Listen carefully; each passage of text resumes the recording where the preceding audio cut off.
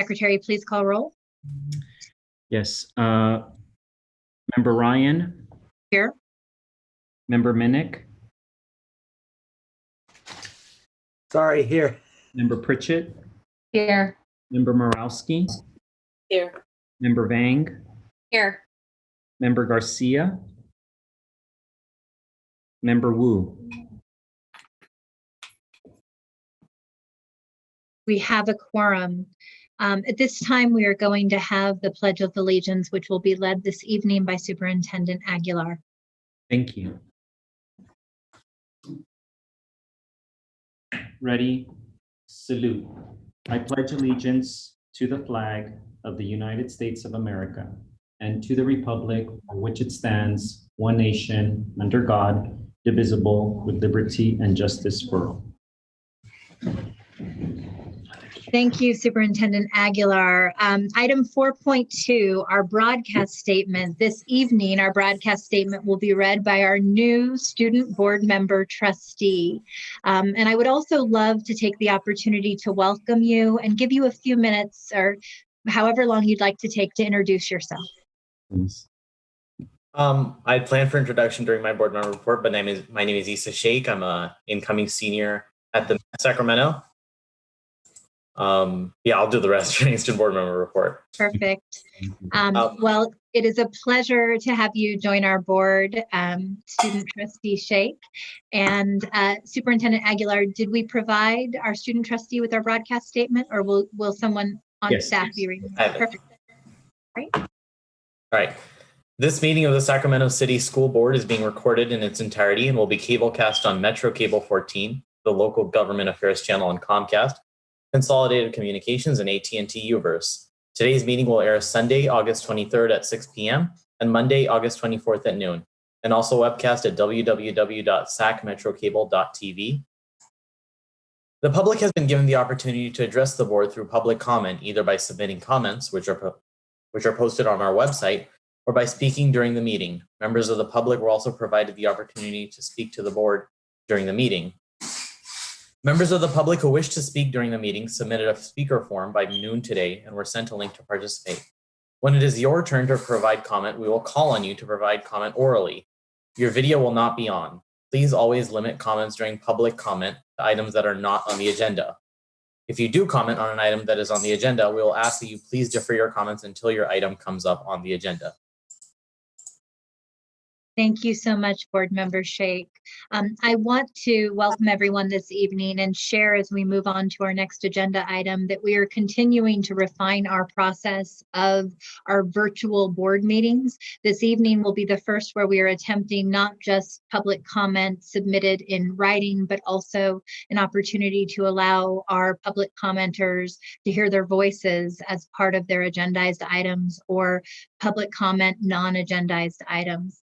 We thank you for your patience as we navigate these technology challenges and hope to continue to board meeting in these unprecedented circumstances, improve our process, and become more accessible as we do this work. Item 5.0, announcement of action taken in closed session. Yes, Madam President, 3 announcements out of closed session.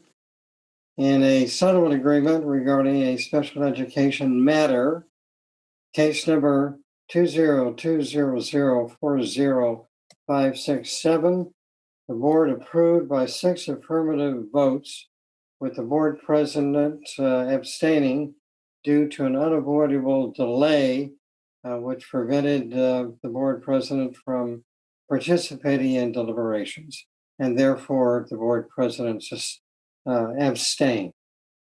On the second item, which is also a settlement agreement regarding a special education matter, OH case number 20200400288, by a unanimous 7-0 vote, the board approved that settlement agreement.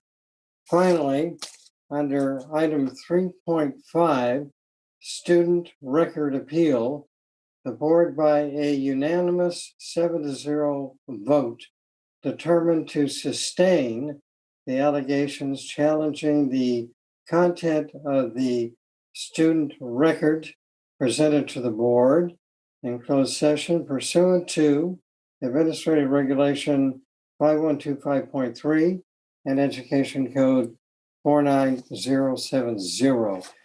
That ends the announcements out of closed session, Madam President.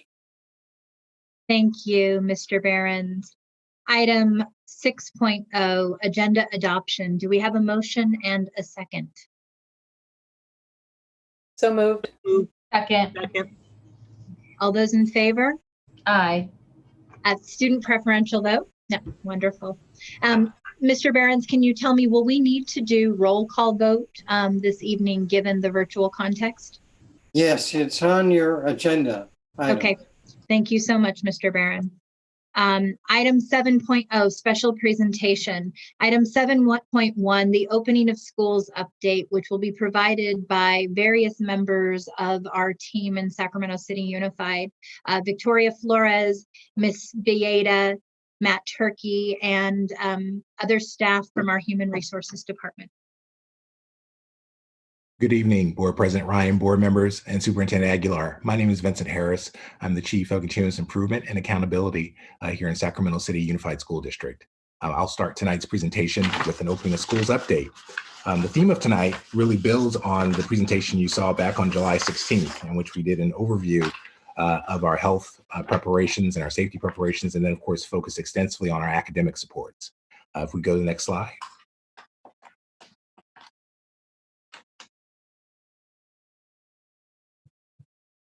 If we go to the next slide, please. And so ultimately, all these components will be covered tonight, plus several others. So we'll talk a bit more about our human capital plans, some of our student scheduling plans, and then ultimately come back to some of the things we discussed previously in terms of health and safety and academic supports. And we go to the next slide, please. So we've shared this vision statement now in multiple settings and at the last board meeting as well. What's really important about it is our focus in terms of our students who are most vulnerable, but equally important is recognizing that we must do everything in our power to mitigate the current pandemic. And so we're paying close attention to county health borders and making sure that whatever we do comes through the door of safety first. And then finally, as we think about our penultimate goal as a district, we're very focused on all learning models, meeting the needs of all students and mitigating learning loss. And so staff has spent significant time studying and applying best practices, not just in our region of Sacramento, but also across the nation as well. If we go to the next slide. We also shared these guiding principles in multiple settings, and certainly all of them are very important and all of them are urgent.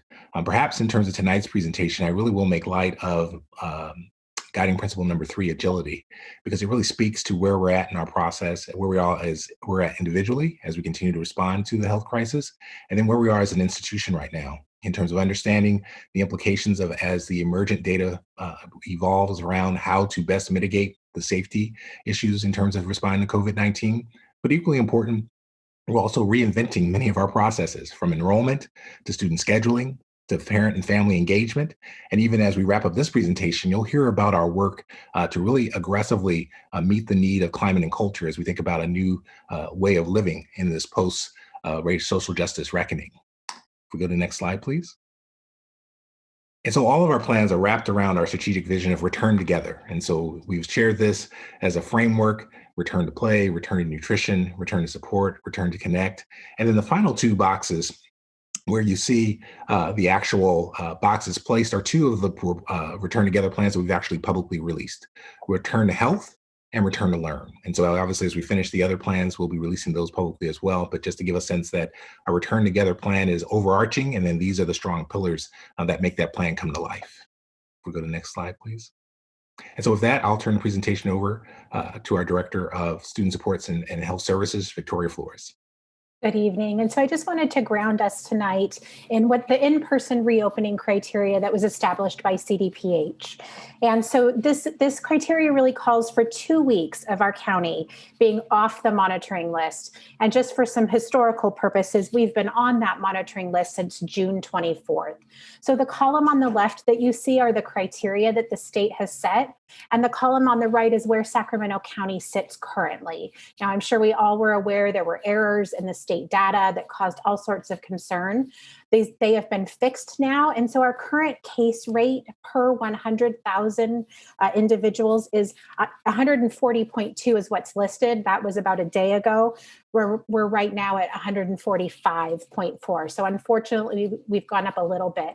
And you can see we actually meet this criteria. We have not dropped under that 100 cases per 100,000. But the good news is we're starting to meet the criteria in the other sections. So we are now down below that 8% positivity rate. We're at 7.2. Our hospitalizations are stabilizing, and we have plenty of ventilators available and ICU beds. And just for context, back when we started planning to reopen schools back in with Sac County Public Health and SCOE, Dr. Cassirier reminded us when she came, we were at about 10 to 30 cases a day, and our positivity rate was at about 1%. So aiming for. Next slide, please. And I just want to share, this is how we're going to get there. When we had those really low case rates, it's because we were all home. We were hunkered down and we weren't going out. Now that we have started to go out, these measures become even more critically important. And so I've brought them to you many times, and I just can't overstate enough how important that physical distancing and wearing our face masks are, the washing of our hands and doing that cough etiquette. But this last one's really critical too. If we think we're sick, we have to stay home. If someone in our household is sick and we're not sure if it's COVID, we need to stay home. Call our primary care physician. Or if we've been asked to quarantine or isolate, we really have to abide by those measures. This is how we will keep those rates low and reduce. Next slide, please. Good evening. And with that, since our last board update, the district has implemented a new health screening protocol for all sites across the district. This is in order to safely bring staff back on the campus as we get ready to begin the school year in distance learning. Sites have identified a central entry point and exit point at each site where mandatory daily health screenings will be performed. Staff and other essential visitors must sign in, document, and acknowledge that none of these 4 questions listed here pertain to them before they are allowed any further onto our campuses. Touchless thermometers are available for staff use, and other additional measures are being taken in order to ensure shared equipment at the entry point are not being shared. One example of this is we have a clean and dirty pen holder, so individuals can come in and grab a fresh, clean pen, complete the log, and put it in the dirty pen holder. And those pens are then disinfected before other people use them. Of course, staff must continue to adhere to all public health measures that Victoria just outlined while on our sites. In addition, these combined procedures are to be followed by everyone reporting to work in person every day. Additionally, the district has requested that all staff complete an online COVID-19 training that has been developed and shared by the school's insurance authority, SIA. This here is just one example of all the interdepartmental collaboration that's taking place within the district in order to thoughtfully create and maintain environments focused on health and safety measures needed to secure the academic, social, emotional, and nutritional needs of our students at this time. And with that, I'll turn the next slide over to Ms. Kelsey Netterveld. Good evening. So we are continuing to serve students throughout the month of August. When at the end of the month, the meal flexibilities from USDA will end at the end of this month. So beginning when school starts on September 3rd, we will need to offer meals through the National School Lunch and School Breakfast program. What that means is currently in August, we're able to serve children 0 to 18 free meals of charge, no enrollment necessary, no paperwork, and no ID. Once school starts on September 3rd, we will be required by USDA to offer meals to enrolled students only. Enrollment verification documents will be required for our families, which I'll get to shortly. USDA does require that nutrition programs track student enrollment and meal eligibility. Those students who do not qualify for free meals will be charged for their meal account. We've had to purchase technology for curbside implementation, and we're also committed to serving charter schools as well as childcare, Head Start, child development programs, but they also will need to be verified upon receiving meals starting September 3rd. Luckily, there is legislation right now that has been introduced to the House on the federal level for the Pandemic Child Hunger Prevention Act, which would provide universal free meals during COVID. That is something that we are actively legislating for and advocating for with our current local elected officials. During distance learning, we will and are committed to providing curbside meal service 3 days a week, Monday, Wednesday, and Friday. We will cover all 5 days of distance learning, so families will receive multiple meals. Students who are enrolled at community eligibility sites will receive meals free of charge. Students who are enrolled at non-CEP school sites must apply and qualify in order to receive free and reduced meals. Those, like I mentioned, who don't qualify will be charged for lunches only, as Sac City offers universal breakfast. We are planning to be open at 44 of our 80 school sites. School sites were determined based on current meal counts when they were open, when school closures were closed, as well as spread out throughout the trustee areas of the district. We are working on communications to our families with the communications office. We do plan to send enrollment verification letters in the coming weeks. Those will have barcode and student ID numbers, and those can be presented to our nutrition staff to obtain meals. We are getting the information out as quickly as we can. We're also offering a grace period for the first couple of weeks so our families can get associated and used to the new process. They can also bring student ID cards, class schedules, and other enrollment documents so that they can prove verification enrollment within the district. And on to that, I will pass to the next slide. So again, really emphasizing the notion of agility. We've had the opportunity to recently hear back from many of our families in terms of their expectations of learning options. And so you'll see, in terms of the headlines of this survey, which was completed from July 27th to August 10th, we had just under 23,000 unduplicated parent guardian responses. Important to note that as we're opening in distance learning, we know that from the survey results, as conditions become safer, 68% of the respondents would prefer a blended learning or in-person option. And then as we think about, the notion of being able to have families be ready for instruction, 80% reported that their student has a computer at home available for distance learning, and 82% have specified that they have internet access, which we know is really critical as we enter this phase of distance learning for the fall. Staff will speak in a moment about some of the other efforts underway to close those gaps in terms of making sure that every student is in the best position possible to be successful. With that, I'll turn it over to the Human Resources team to take us through the next 2 slides. Good evening. As we continue to prepare for the first day of school, we would like to highlight some of HR's efforts. We have filled 121 certificated vacancies, noting here that we've had a lot of internal movement, which is directly related to the number of transactions we have completed throughout the summer, all in preparation for the first day of school. Secondly, we are proud to report that as of today, our classroom fill rate is at 98%. Since March, we have all had to adjust. One of our adjustments is our mitigation to a virtual new employee orientation. We would like to highlight that we've had 66 employees successfully complete the new employee orientation.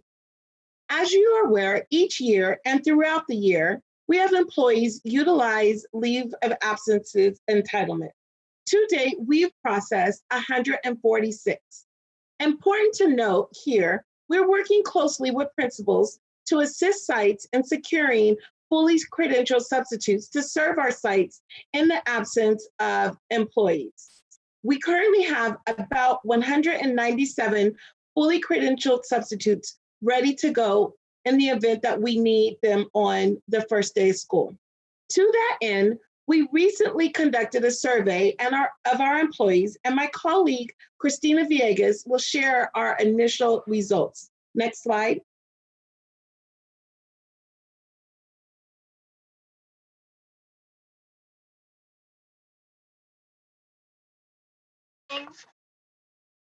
This slide reflects some of the results of the Notice of Intent to Return to Work notification that was sent yesterday, August 19th, to district employees. This Notice of Intent to Return to Work was important to send out as we continue to prepare for an eventual return to school in the form of blended or other models. As we work hard to prepare for the time when we are able to safely welcome our students back to campuses, this information is needed to help facilitate planning. As you can see, we received over 500 responses by midday yesterday, with 75 employees indicating a need for an accommodation by either working remotely from work and or being physically at work. From midday yesterday to 4 p.m. today, we received an additional 300 responses for a total of 829, with 94 indicating a need for an accommodation. The 94 employees will be contacted to engage in the interactive process to further discuss their request for an accommodation. Next slide. So the next couple of slides will give you a sense of the work we've done to really make more resources available to support our families, because as we know, this has been a dramatic shift for our students, our staff, and of course, obviously our families. And this slide provides in context of some of the upcoming professional learning targeted in support of the start of school. And so there's the basics in terms of Zoom, Google Classroom, and then direct support to sites as requested. And then the next two items really point to resources that we're looking to make available. And back to my point about agility, once we go to the next slide, you'll see actually a beta version of a web page, which is right here in front of you, of a web page that has not yet launched, but is within 1 to 2 days of launching. And this really is meant to be a one-stop shop for our families. As you look at it, it really provides many resources in terms of requesting a computer, internet resources, technical support, back to school information. We have a parent toolkit, which includes a variety of information sources for our parents.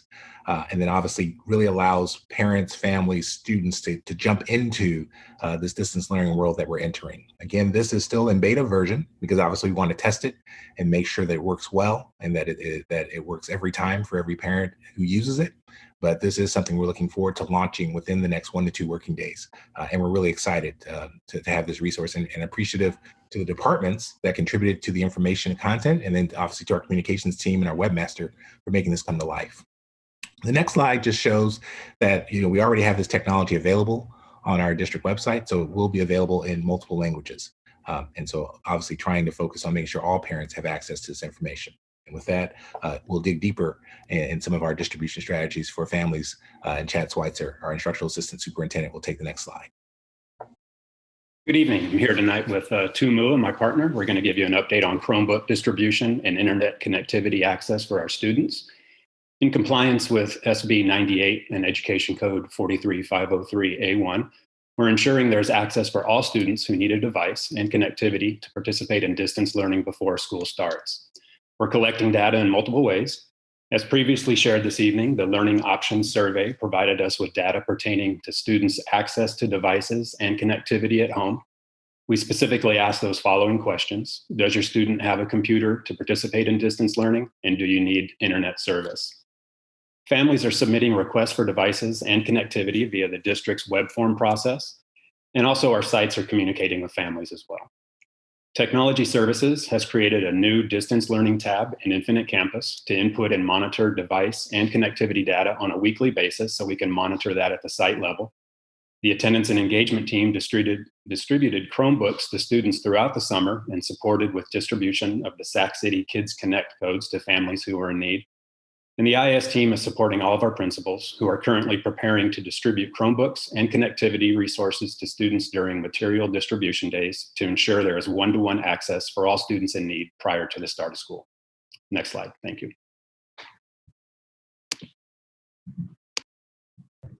So thank you, Chad. So we have been working closely with Chad's team and the FACE team because student and family engagement is now even more interconnected with distance learning happening at home. Last March, when schools closed, we identified nearly 1,700 students who were unreachable or had zero engagement during spring distance learning. As of today, we have connected with all but 110 of those students, and we have not stopped trying. Over the summer, the Be Here team conducted nearly 400 home visits, connecting with over 800 students and families. With every student contact, we assess for basic needs, connectivity, deliver devices and Wi-Fi codes when needed, and check in to make sure that everyone is doing okay. Our office has a phone line that's answered by a live person to support and answer questions or guide them to the right department. We also know that clear and concise communication is key to a smooth start of the school year. So we'll be sending two-way text communications to all of our families and 8,000 hard copy letters to students who don't have working phone numbers to provide important first day of school information, like how to log in, where to get help. And we're also going to point families to that amazing New Start Here website that Vincent mentioned, with the parent toolkit and our digital binder that was created by our wonderful communications team. The FACE team will be coordinating with schools to plan pre-start to school events to clarify expectations, support parents and guardians, and welcome families while focusing on outreach to our most vulnerable groups. Engagement is the key to learning. This year, students will not be physically present on campus, so it's even more important that we get them connected now. Next slide.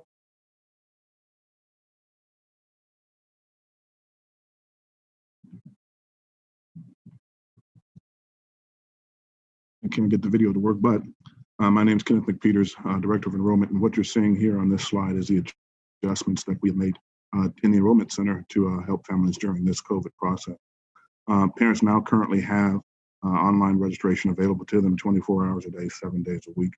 And once their applications are submitted online, a technician does respond to them by email. We've also opened up our Enrollment Center lobby. It's been open since April. Monday through Friday, 8 a.m. to 1 p.m. Parents can pick up hard copy applications and drop them off for preschool, early kinder, and kinder through 12th grade. And those packets are processed each day at the close of the day. We've also will be starting school registration on August 24th through September 4th, where parents can go to the school sites as well, pick up and drop off paper applications as well. Our Matriculation Orientation Center is also currently monitoring the phone lines where parents can actually leave messages and get responses in their desired language. Next slide. Good evening. I'm Doug Husher, Assistant Superintendent of Student Support, and tonight I'll provide an update on our Youth Development 2021 Plan for Programming. I'm sharing this information on behalf of Manpreet Kaur, who, after hitting the ground running in her new director position, is taking a much-deserved 2-day vacation. Expanded Learning is developing programming that supports students in 4 different areas. The Youth Development Office works with each site principal to develop a plan that is most appropriate for that particular school community. These 4 areas of support include 1, providing assistance during synchronous and asynchronous distance learning. New guidelines from the state allow for expanded learning work to happen concurrently with regular day and hybrid learning. The second area could be running expanded learning programs during traditional after-school hours. This would be after 3 p.m. where students participate in enrichment opportunities like music and dance classes, or where they could get tutorial support. A third way is providing resources, guidance, and assistance to vulnerable students and their families. This would be making phone calls to unreachable students, home visits, providing social emotional support, providing information to our families. And the fourth new way is one called Learning Hubs, and I'll share more about that in just a second. Youth Development will continue credit recovery courses and at the high school level. So about Learning Hubs, these would operate under new guidelines by CDE, which allows CBOs to operate programs to serve vulnerable students at the elementary level. This is under daycare provisions. And so under these provisions, it is allowed for EL students, special ed students, children of essential workers, foster students, students experiencing homeless, all to participate in this program. Protocols must be in alignment with those issued by the Department of Social Services for childcare during this pandemic. Based on the needs of our most vulnerable students, the district is pursuing this with great interest right now. So some important points to note would be, 1, we're working with Sacramento Chinese, who serves over 30 of our schools, on really developing this concept that is new. The aim here would be to pilot at 3 sites as we kick off our year. Expanded learning very much operates as an extension of regular school day in close partnership with principals, so we need to develop this with our site leaders. Essentially, under this model, up to 30 to 40 students per site could be served. The camp would run 6 hours a day. Staff with the student ratio would be 10 to 1 or lower. Staff will adjust schedule according to synchronous and asynchronous instruction and will provide support during that instruction time. And then priority, of course, would be given to students and families that I mentioned earlier. So foster youth, students experiencing homelessness, students receiving special ed services, and other vulnerable groups. This programming could support up to 2,000 students if fully developed. This is new work with many challenges around staffing, around health and safety, and legal consideration. So we're working through that at this time. As with any programming that would move forward, it would only move forward with the appropriate approval from Sac County Public Health. Currently, like I said, we're working with our principals to understand their interest in development of this. Finally, the city of Sacramento is also exploring the notion of supporting day camps. We anticipate that these camps will offer an opportunity to about 100 of our students. The program will run from September to December. This would be free of charge, all-day program designed for students in SCUSD, Twin Rivers, and Robla school districts. As shared early, the youth development team is using multiple models and structures to help make sure our students are connected, supported by caring adults, and receive the academic and social emotional support needed for wellness. At this time, I'd like to turn it over to Christina Espinoza for the next slide. Good evening, everyone. So scheduling for us is looking a little differently this year. So per direction of the Sacramento Department of Public Health, we were asked to cohort students to the best of our abilities. So cohorting is a strategy to prevent essentially the spread of COVID-19. So the strategies work by keeping groups of individuals together. So in this case, we're referring to teachers and students. So we're limiting the physical proximity and between students and teachers and cohorts. So the sites have been working very, very hard over the last few months, as this is a pretty complicated process.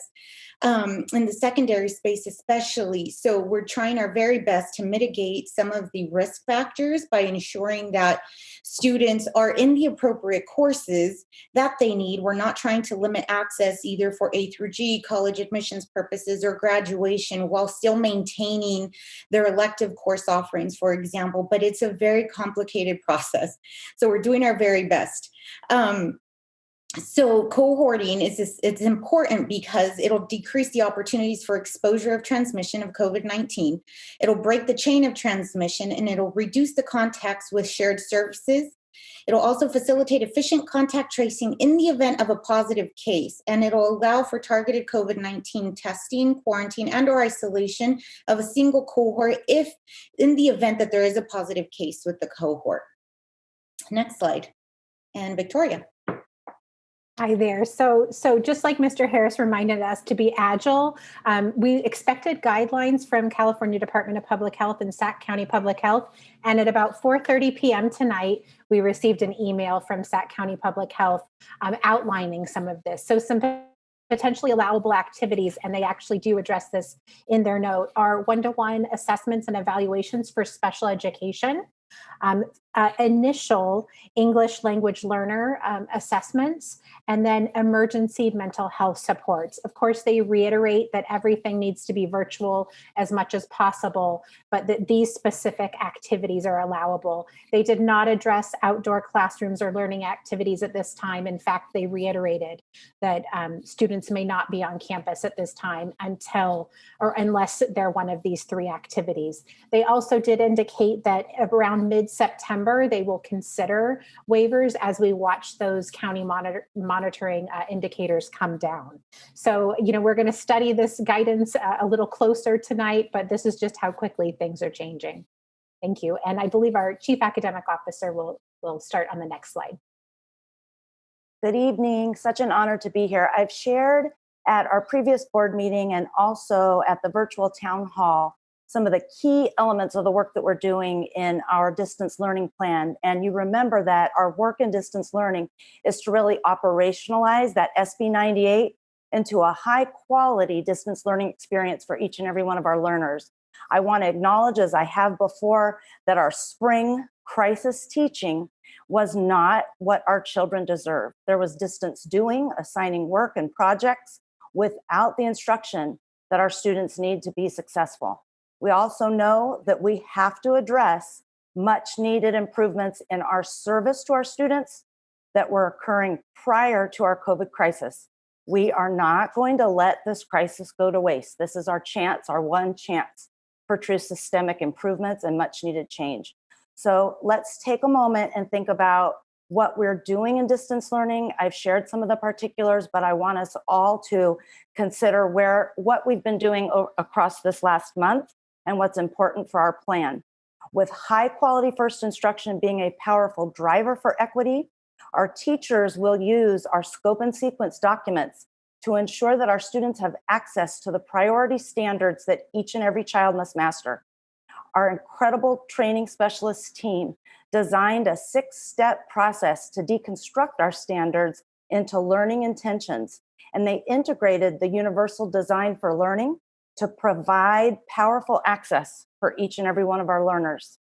Once our kids have safely acclimated to their new learning environment and space, we have to assess our students using a common assessment profile to best understand their strengths and to be able to adjust our instructional practices to meet their needs through targeted small group instruction. We designed aligned site leader and teacher professional learning to weave a really strong fabric for high quality first instruction. And we are prepared to offer our teaching team all of the professional learning support they will need to be successful with each and every student. For our students who are receiving special education supports, who, as you know, are first and foremost general education students, there will be increased accountability and noticeable increased interaction with teachers and service providers that includes small group targeted support.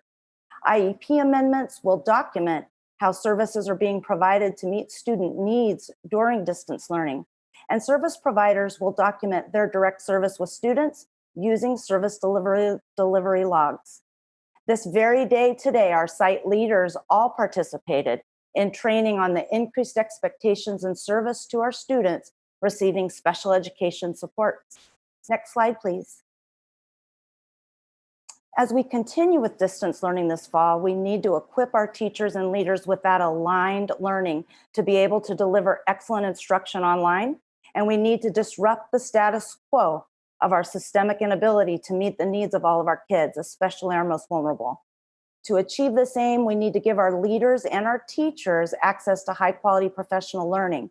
Leaders all this month have been participating in live synchronous professional learning so that they can be supportive of teachers and in building their capacity. We focused on Google Classroom use and organization, the use of instructional technology tools to build relationships at a distance. We've even helped our leaders to learn how to choose the right tool for the task. We focused on universal design for learning as a blueprint to a plan and to deliver lessons for success for each and every student. The use of a revised scope and sequence document in both ELA and math, which focus on the priority standards we know our kids need to master. We've also deeply focused this month on helping our principals to learn the social emotional learning mini lessons and all the tools that we've built to build a community at a distance, and an orientation to the district common assessments and how to administer them online. We are planning to bring these very same professional learning sessions that are then directed to teachers, to all of our teachers, and we're prioritizing specific sessions for live synchronous instruction so that we can model high quality interactive and engaging distance learning that each and every one of our students deserve. Now I'd love for you to hear from our Assistant Superintendent of Curriculum and Instruction who has been so deeply engaged in this work. Mr. Matt Turkey will now share how we will be sure we are effectively meeting every student's need. Good evening. My name is Matt Turkey, Assistant Superintendent of Curriculum and Instruction, and I am here this evening to talk to you about our district common assessments. SB 98 calls for assessments during learning and throughout the school year that evaluate how students are progressing both in the moment and over time to address learning loss before and after the school closure.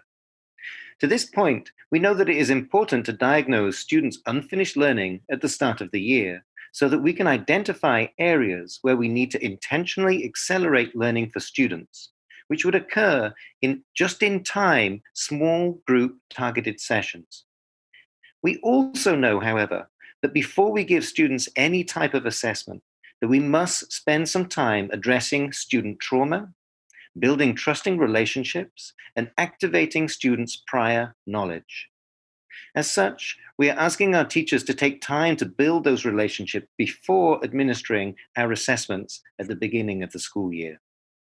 It is also important to note, and important for our students to know especially, that the results of these assessments are not a determination of a student's ability or potential, but rather a tool for teachers and leaders to understand what students know and are able to do at any particular point in time and how they are progressing over time. So back to the assessments themselves. There are a total of 3 sets of foundational skills assessments for students in grades K, 1, and 2.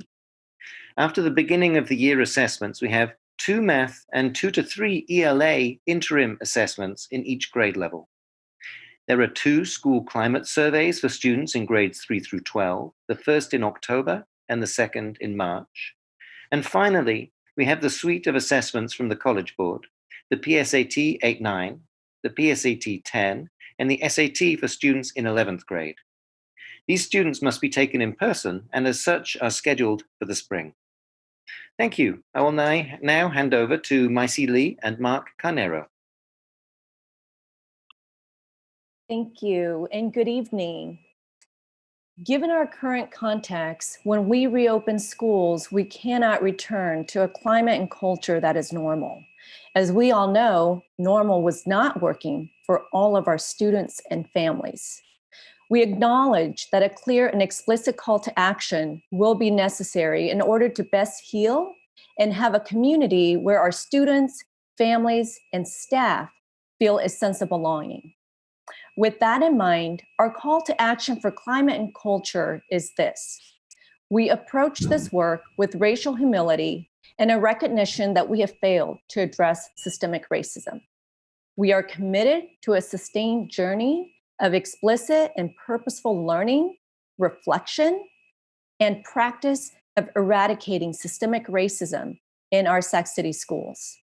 We understand that there is no right path, but we must stay the course in having these difficult conversations, even when the conversation is uncomfortable.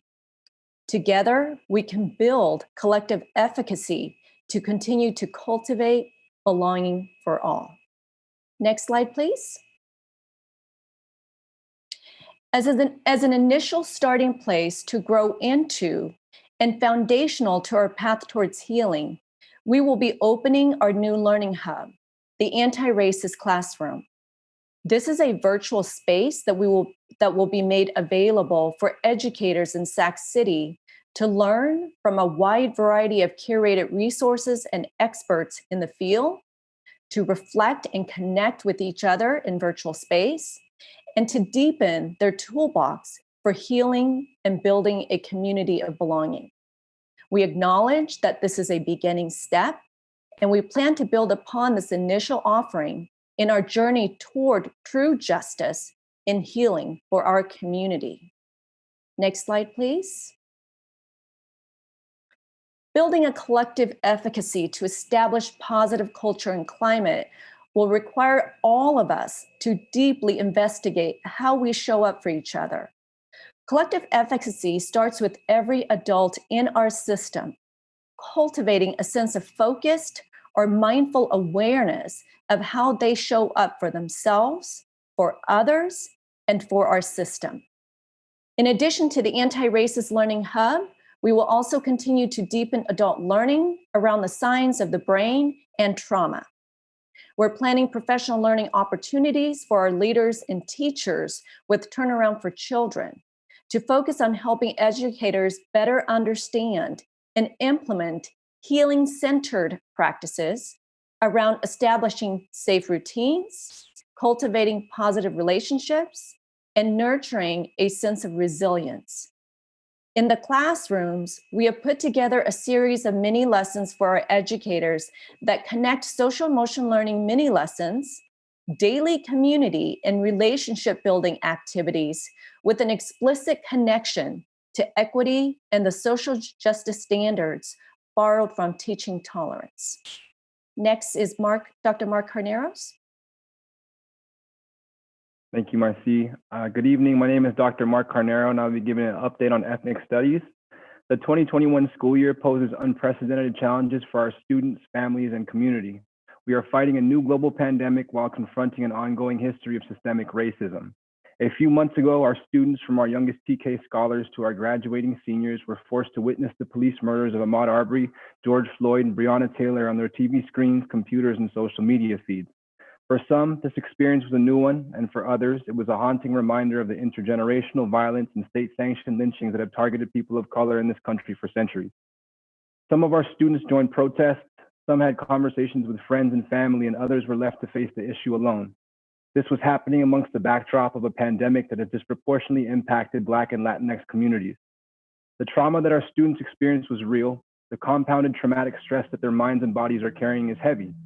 Our classrooms, whether in person or online, need to be spaces for healing. Our district-wide ethnic studies program is cultivating a space where 9th grade students can begin this process of healing and liberation. Our teachers have worked tirelessly to develop curricula that encourages students to explore their intersectional identities, celebrate their community's cultural wealth, investigate the missing histories of people of color, challenge oppressive social institutions and structures, all the while catalyzing the development of anti-racist mindsets. Importantly, one of the units in the course focuses on coalition building and inter-ethnic solidarity movements centered on resistance against white supremacy, capitalism, and patriarchy. In times like these, with a district as diverse as ours, our students need powerful examples of communities standing up against unjust systems to create radical change towards social justice. There is a distinct form of healing produced from understanding your community's resilience, strength, and power. This is what our ethnic studies teachers are trying to do in their classrooms. In order to do this more effectively, our teachers have voiced the need for more resources, more professional learning opportunities, support for the development of ethnic studies learning standards and common assessments, and collaborative planning time to address both the curricula and adjusting teaching to distance learning. Fully understanding that this is a time of resource scarcity, I hope that we can find creative solutions to continue to support our teachers. Our ethnic studies teachers have a vast reach and influence. We are one of the few districts in California that has ethnic studies as a graduation requirement for all high school students. About 3,000 new students every year will receive this critical education. We moved ahead of the proposed AB 331 Ethnic Studies high school grad requirement. We are now in alignment to prepare our students for the newly approved AB 1460 legislation, which made ethnic studies a graduation requirement for all CSUs. Though this year will be a challenging one, our ethnic studies classrooms will continue to be a space that affirms that Black lives matter while encouraging critical thinking, self-empowerment, and positive identity development. It is our hope that students who move on from our program will carry that with them a foundation built on hard skills that has the capacity to support a community-centered, anti-racist, social justice view of the world in front of them. With that, I'll pass it on to Vincent. As we wrap up this evening's presentation, the theme of the next steps really speaks to the agility that you heard in many of the conversations this evening as we continue to refine, but also implement our new way of doing business to a large degree as we continue to respond to the health conditions, but equally important, respond to the needs of our students. And ultimately, this slide really speaks to the sprint ahead. Very few things, of course, are set completely at this point as we approach September 3rd, but many things are taking shape. And so as we think about the next 2+ weeks, as we prepare for the reopening of schools, district staff is ready for the challenge and excited to meet the challenge of providing what we can, the best that we can for our students, our families, and that broader community. And with that, I'll end the presentation and turn it over to the board.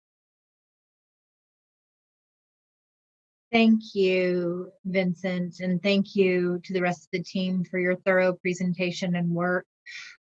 We are going to have about 15 minutes for Q&A. We are running behind this evening from board members. So I'm going to ask, as a way to ensure that we all have an opportunity to ask the most pressing questions, that you limit your initial questions to 2 minutes. If we can get through all of the board member questions and 2 questions and 2 minutes each, then we can circle back. So I'm going to ask with that for a show of board member hands for comments and questions. We have one from board member Pritchett, followed by board member Garcia, followed by board member Morawski. President Ryan, do we need to do public comment? Thank you for the reminder, Board Member Pritchett. Do we have any public comment on this item? Yes, President Ryan, we have 3 live comments and 3 written comments. And we will start with the live comments. The first is from Junior Goris. Is he? Oh, it looks like he has left the virtual room. So we'll go on to Liz Guillen.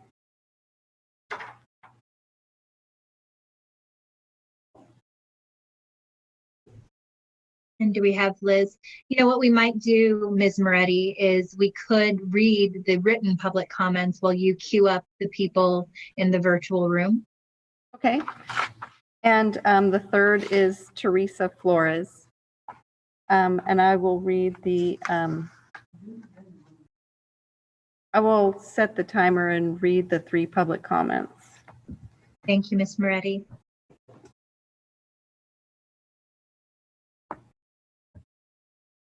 The first is from Monica Harvey, and she also submitted this for closed session item 3.2. And it says, on July 16, 2020, I asked you to reach an agreement with SCTA before the start of school in the fall, so that instead of wondering what the year entails, teachers and aides could begin training and lesson planning for the students. Students, including students receiving special education services, need equitable learning across the district. Now that it is 2 weeks before school starts, it is unfortunate that an agreement still hasn't been reached. Special education teachers and related service providers need 3 to 5 weeks before or at the start of the 2021 school year to schedule and hold meetings to completely and correctly finish IEPs and distance learning paperwork. We need time to detail what the distance learning looks like for each individual student with special needs. The district has to be one in which teachers want to teach and students want to learn. Please bargain in good faith and reach an agreement with SCTA and SEIU before the start of the school in the fall. And the second comment is sent by Sacramento ACT, and it says, Dear Superintendent Aguilar and Board President Ryan, the local organizing committee of Sacramento ACT respectfully submits these comments to the Learning Continuity and Attendance Plan VI 1.5 plan for your consideration in your discussion of Board Agenda Item 7.1 regarding the opening of schools update. Sacramento ACT is a powerful, multiracial, multi-faith organization advocating a transformation of our community rooted in our shared faith values. We equip ordinary people to effectively identify and change conditions to create justice and equity. Sacramento ACT's members include over 56 congregations, schools, and neighborhood groups representing 60,000 families in Sacramento County. We appreciate the tone and tenor of the district's plan, exemplified by the introductory description of the school's community situation, acknowledging the dire and inequitable impacts of the COVID-19 pandemic, its exacerbation of already existing inequalities, compounded by the institutional racism that exists in our school system, recently lifted up through the Black Lives Matter movement. We thank the district for acknowledging the need to, quote, to deeply examine and understand our own implicit biases and positions of power and privilege, to build our cultural competence, and to integrate into our curriculum the teaching and learning of social justice, anti-racism, and social and emotional learning, unquote. We agree and want to support the district in reaching its vision, especially to, quote, disrupt the status quo in a way that results not just in mitigating learning loss, but increasing learning standards and accountability. In this spirit, we respectfully submit these comments and urge you to work harder with the other adults in the district to make your plan real and go beyond the words on paper. And the last written public comment is from DLAC Council, Lova, Ayla, Santa Maria, Liana Sanchez, and Valia Mercado. And it says, On August 18, opportunity to provide input on the draft learning continuity and attendance plan was emailed to community members that have an active email address on file. Below the banner, there is a sentence, quote, translations of this message are available in Spanish, Hmong, Chinese, and Vietnamese, unquote. This sentence should be presented in each of the languages listed and in every correspondence referring to translation or interpretation services. A quick note about website language accessibility, the quote, learn how to translate this page, unquote, instructions on the district website need to translate and present in our top 5 languages because reading the directions in English is not helpful for viewers requiring language support to translate the directions to learn, quote, learn how to translate this page, unquote. Providing this information in English without translation does not provide language accessibility. Regarding the opportunity to provide input on the draft LCA plan email, the format of the QR codes provided by language is not QR friendly. The images of the QR codes are displayed too closely to one another. When you try to scan a QR code for the draft plan or comment form by language, the QR reader tries to process different codes at once, and it is challenging to navigate to the desired document. The table outlining QR codes by draft plan or comment form and language needs to be translated within the newsletter. Anything referencing interpretation or translation should have also been translated within the communication to include both the translated language and English for accessibility, such as Espanol, Spanish, and Formulario de Comentarios comment form. Also, while reading the Spanish draft plan provided, the language is unfamiliar. That's the last of the written comments. So is Junior Goras back in the list? No, I have Liz Guillen. Hi, can you hear me? Yes, we can hear you, Liz. Oh, awesome, it works, great. Thank you, Liz Guillen with Public Advocates. Thank you very much for providing Zoom participation at the board meeting. It is an improvement in access for public participation. I have 2 comments about the district's learning continuity plan. I'm aware that assessment for the reclassification of English learners is not done well in the district. DLAC comments on all prior LCAPs have expressed deep frustration with the district's failure to assess and reclassify English learners. The learning continuity plan should be transparent about the changes the district will make in working with teachers and families to ensure assessment and reclassification of English learners. In addition, the plan should articulate the district's plan for ensuring that English learners have the supports necessary to access the full curriculum. We recommend a presentation to the community on this process, one that includes the specific ways this is included in the district distance learning plan. The 2019-20 Local Control and Accountability Plan indicates that teacher professional development for English language development was not fully implemented, nor were instructional materials for ELD fully provided. The learning continuity plan needs to be much clearer on how the district will implement the state's English language development standards, as well as provide sufficient instructional materials. Thank you. Thank you, Ms. Guillen. Do we have any other live public comments? Yes, the third and last person was Teresa Flores. We're seeing if she is online. She is online. Yes, I am. I'm right here. Thank you. So thanks again. I'd like to reiterate Liz's comment about making the live participation. I think it's a improvement in access and transparency. And so my comments are going to focus, we submitted them in writing as well through the letter we submitted earlier today, but I want to highlight some of the recommendations that we have around the mental health and social emotional well-being of students. I think particularly during this time that students, a lot of students are reporting feeling isolated and lonely and dealing with the transitions of not seeing their friends at school. I think these are particularly important. So we have some recommendations around the SEL lessons. We appreciate and support the plan to include SEL lessons into instruction. And our idea of this is that it is canned. That's our understanding. SEL curriculum provided weekly. We recommend that deeper community building activities be planned on a daily basis, such as check-in circles for students to actually make connections in the virtual setting.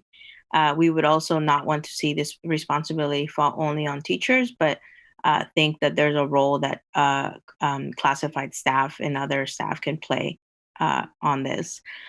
We support the focus on racial and social justice for the SCUSD community.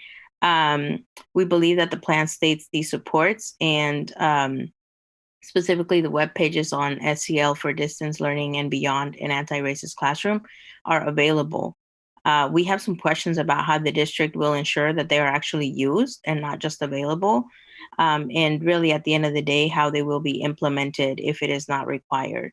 We've unfortunately seen, great ideas before that in the implementation part don't end up making it all the way. So we believe this is really critical. Thank you for your comments, Ms. Thank you. Ford. Thank you, Teresa. Thanks. At this time, we're going to go ahead and take board member comments. Once again, I just want to let everyone know we're significantly behind on this item, but I want to give this fair time and consideration, given this is the #1 most pressing question on the minds of all of our families, parents, and students throughout Sacramento. So if you can please raise your hand and limit your questions to 2. Ms. Pritchett. Thank you, President Ryan. My 2 questions are, the first question is about the students that were have not been contacted. And I wanted to find out what resources we have used within our district to try to contact them. And if we try to also reach out to the parent-teacher home visits to ask them to help with the contact of these families. That's my first question. Hi, I'll take that. Yeah, I can take that first question. Hi, Christina. So we haven't been working directly with parent-teacher home visit. I know Gretchen is coming back in the next couple of weeks. She has a little bit of a later start. But what we have done is we reached out to our partners at Department of Human Assistance, actually cross-referenced all of our addresses and contact information. So some of these students that we haven't reached have actually moved outside of the district. We just haven't been able to get in touch with them. So what's going to happen is we've conducted almost all of our home visits. We'll finish, we're actually not going to do it tomorrow because of the air, but we'll finish next week. And then once we get those students' names, the remaining students that we haven't contacted, we'll send them out to the school site so that they can finish that connection. Because at this point in time, the district has really exhausted all of the resources that we have here, and the school sites have those relationships. They have the people on staff that can make those connections. And hopefully what we're seeing is that these 89 students have moved out of the district. We haven't just lost connection, and that we will find out where they are.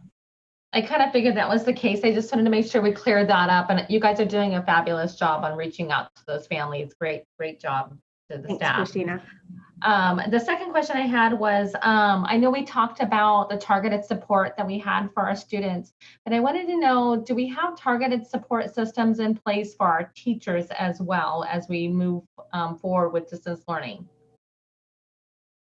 That's a really great question. And I think, as you heard, we just shared that we've been training and spending a lot of time with principals this month. And in everything that we're doing with principals, what we're doing is building their ability to be able to support their teachers. So our targeted support for teachers really is going to come from one of their most direct connections, which is the beauty of that site principal. But in addition, all of the training that's happening, that's coming through the curriculum and instruction department, is coming through our training specialists. And as you know, those training specialists also support teachers and support schools, and they're at the ready to provide support depending on what a teacher needs. So we absolutely are ready to provide that targeted support. Can't wait to provide the first baseline of the training. and then be able to continue to help the teachers to support kids. And Thank you for that question.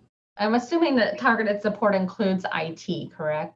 We have that also too. As you know, our IT department is thin, but they literally are working round the clock, literally round the clock, and everybody knows that they are. And as questions come in, we're ready to support. So yes, also with IT. Great, Thank you, Member Pritchett. Member Garcia, followed by Member Morowski. Yes, thank you. So I'm going to just limit my questions to two. I do have more, so I'll share those via email. So on slide, it's the in-person reopening criteria. I can't see the number of that slide. It's essentially all where the county is in terms of being on the watch list and the criteria that needs to meet in order to contemplate the in-person education. So one of the questions that has come up for me in my community is, what is the lag time between the county moving in the right direction and essentially meeting all of the criteria and really start talking about in-person education? Does that mean that the district moves from a distance learning only environment? Is it like a week later, 2 weeks later, then we can start? What does that transition looks like? Just because this comes up for parents in terms of their working schedule, trying to figure out how to best plan and prepare.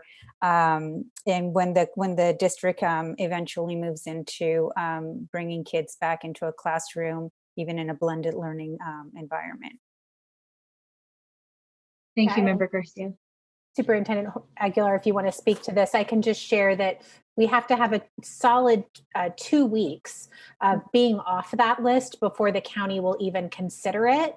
And then we still have to work with them. So I know Superintendent Aguilar and all of the area superintendents have been working very closely with SCOE and with Sac County Public Health. You bring up a really good, point that everyone's going to need some lead time to plan for this. So I'll let Superintendent share more. Thank you. And a great question, Member Garcia.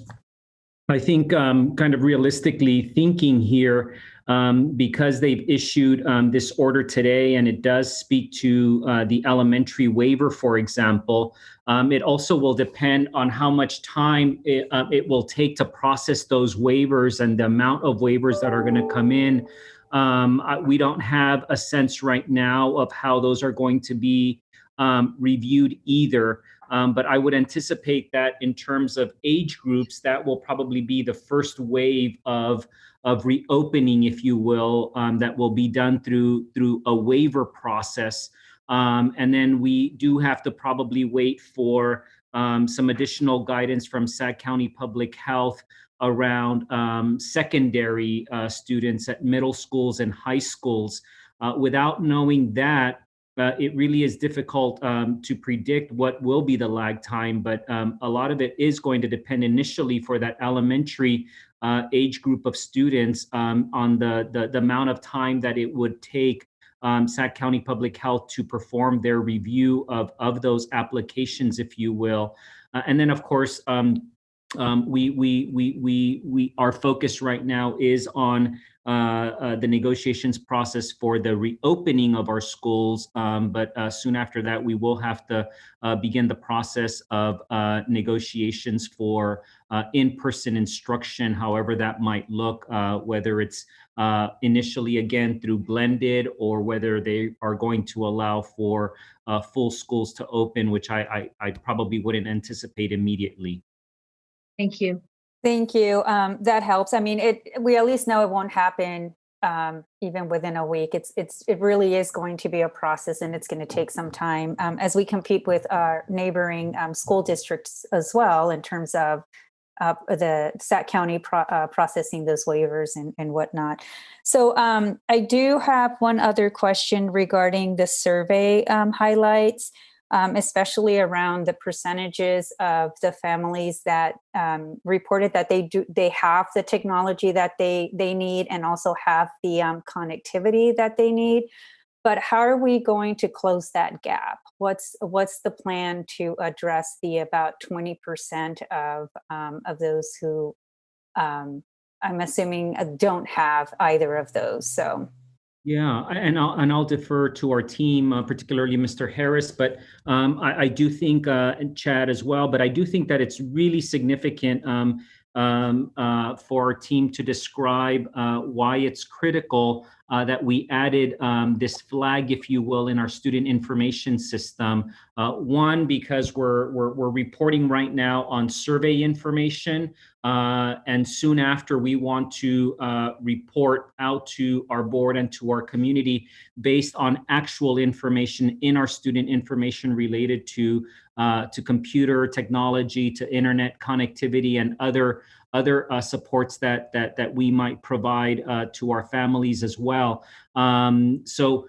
We do have a process in place that we have shared with our principals so that we can have that particular flag, that data point in our student information completed, so that we're not basing some of the decisions and some of the information just on surveys, but rather on actual data, where we will be able to report out on that topic by student, by name, by school, by age, by grade level, by ethnicity. But we do feel that we have a plan in place in terms of inventory and other items. We are continuing to monitor the availability of hotspots. We do have, we think we have enough hotspots, but we also stand ready to order more. But if maybe Mr. Harris, if Ms. Rohde is not available, just to speak on that business process, or Mr. Schweitzer plus the information system piece. Yeah, I'll defer to Chad on that. Yeah, superintendent said it pretty well. Our distance learning tab is going to be populated tomorrow with the survey results, as well as all of the information that is currently in Destiny, which is our library textbook services and Chromebook tracking system. So once all of that information is uploaded, principals will have access on Monday to be able to run their reports by school site and identify students who do and do not have devices or connectivity. I've deployed about 2,000 Chromebooks out to sites this week because many of our elementary, middle, and high schools are already calling students who identified that they need a device to hand that out to them prior to distribution days, which start next week. So principals are being diligent in contacting families. Families are submitting the web form application. So a lot of communication going on to ensure our students have the devices they need. Thank you. And then just something to think about as everything unrolls is bandwidth, right? We may have issues with bandwidth. So anyway, so thank you. I'll leave my 2 questions there, and I'll send the other ones via email. Thank you. Thank you. Member Morawski. Thank you, President Ryan. So I have a couple of comments. I think just one question, but I had wanted to offer some feedback on some of the things that were presented. And I really appreciate, again, as last time, Steph's deep thinking about how to reopen and be supportive of all of our different aspects of the system. I'm really impressed with all the work that's gone into this. I wanted to thank you first for really thinking creatively and leveraging our expanded learning staff and program to be able to better support our students. I do hope it's we're able to target to the most vulnerable students.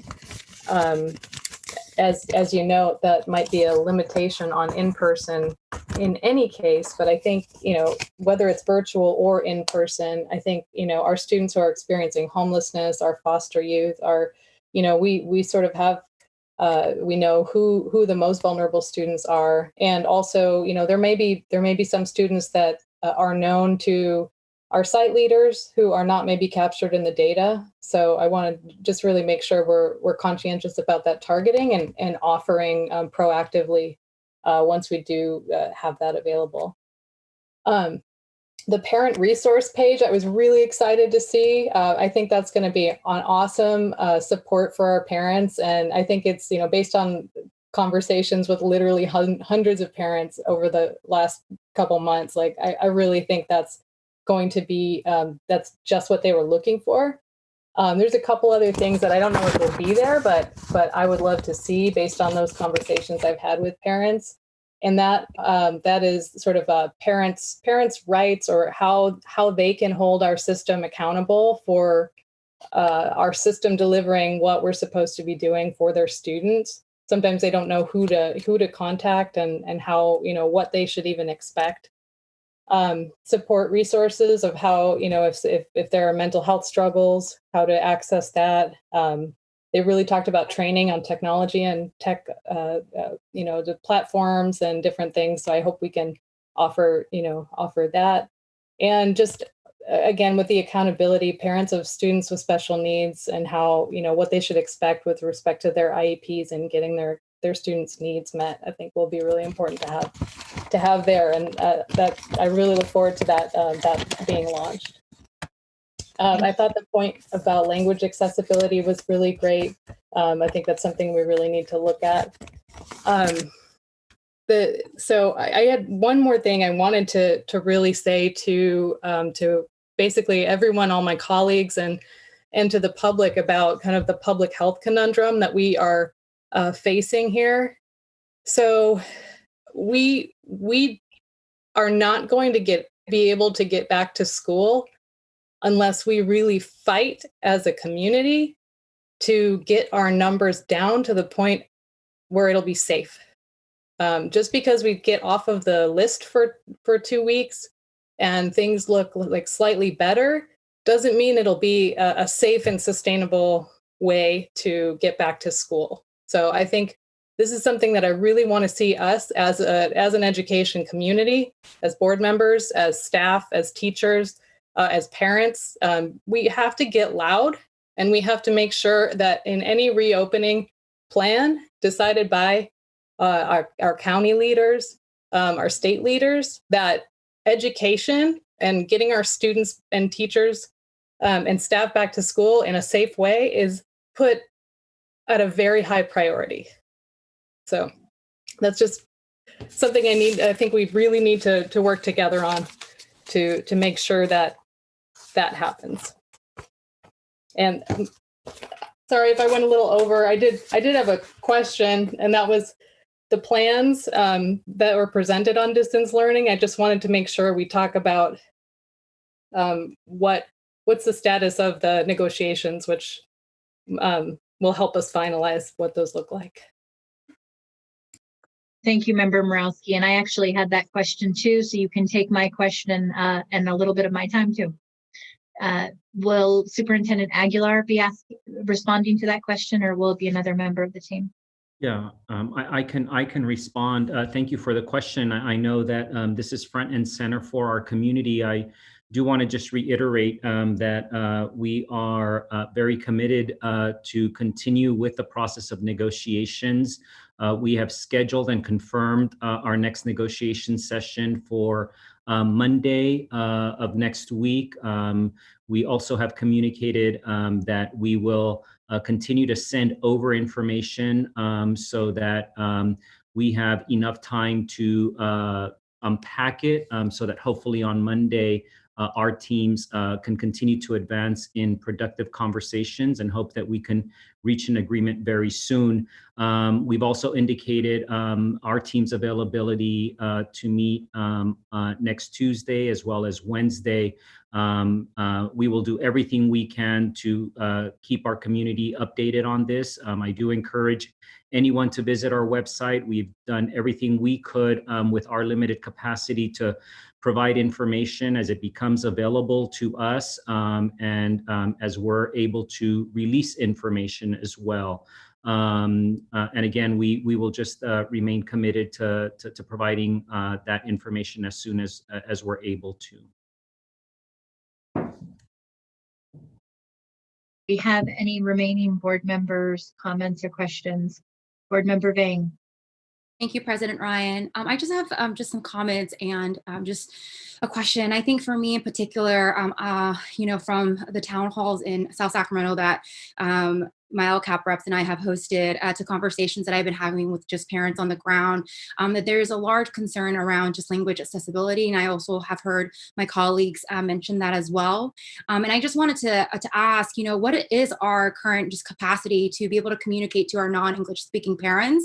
And I asked this specifically because of DLAC's comment. They have reached out regarding, is there a number that parents can call for translation and interpretation? Even during our town hall, it was incredibly hard to have it even be accessible for folks who speak Hmong. And so I know that I have heard that, we're very slim at CERNA, but I want to gauge what is our, and to be honest, what is our capacity in providing support for our non-English speaking parents?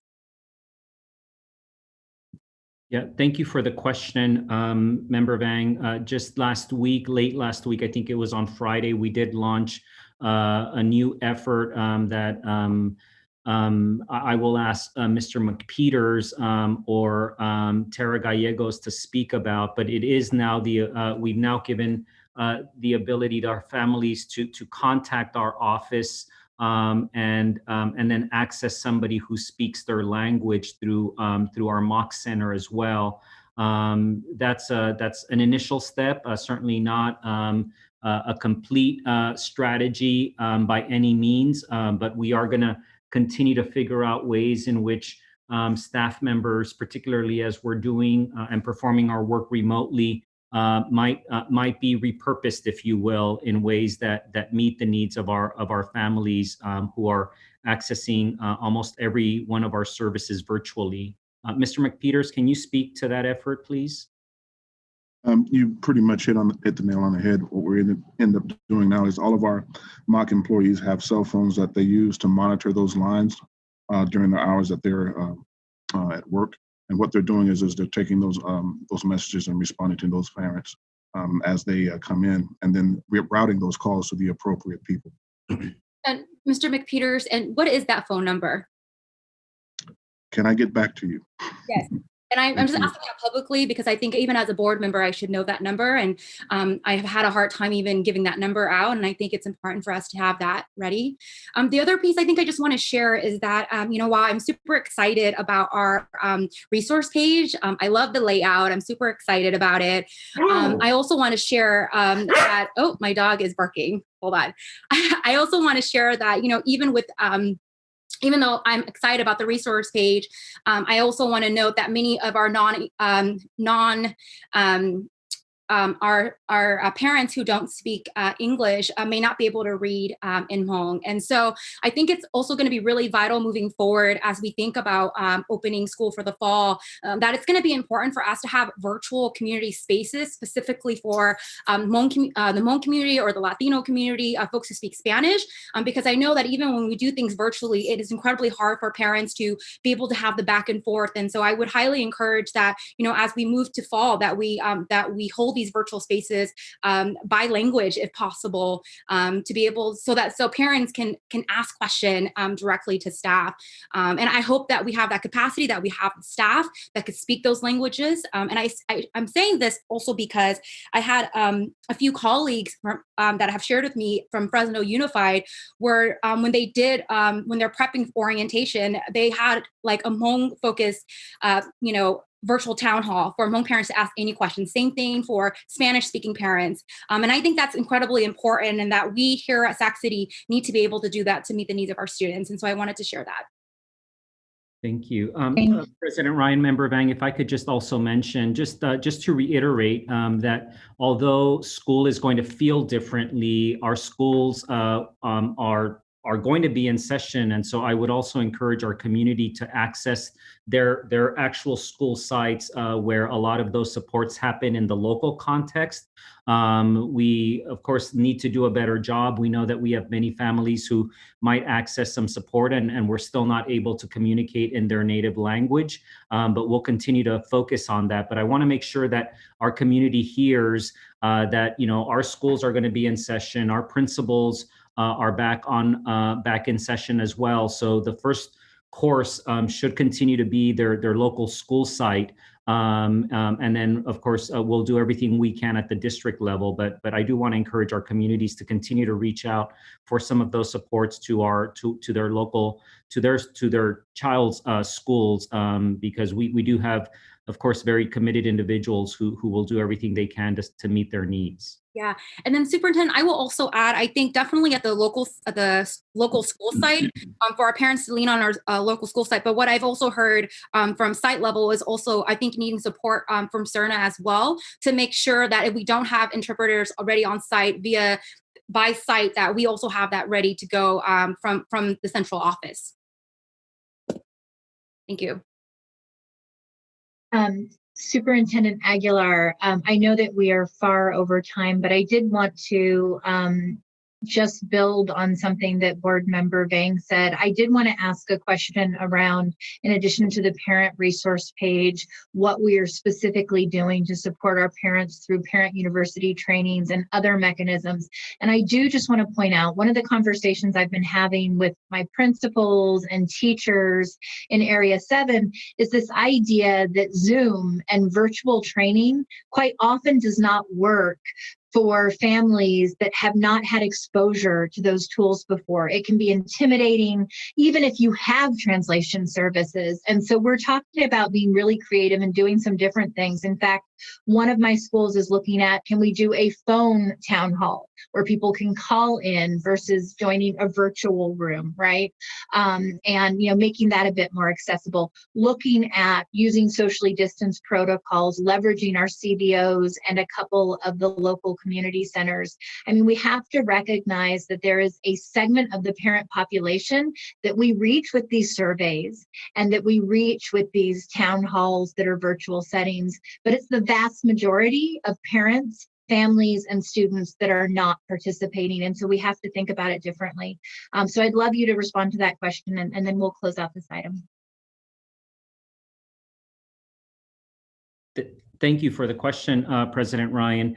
We aren't doing enough, but we have begun the process of laying out some initial trainings prior to September 3rd.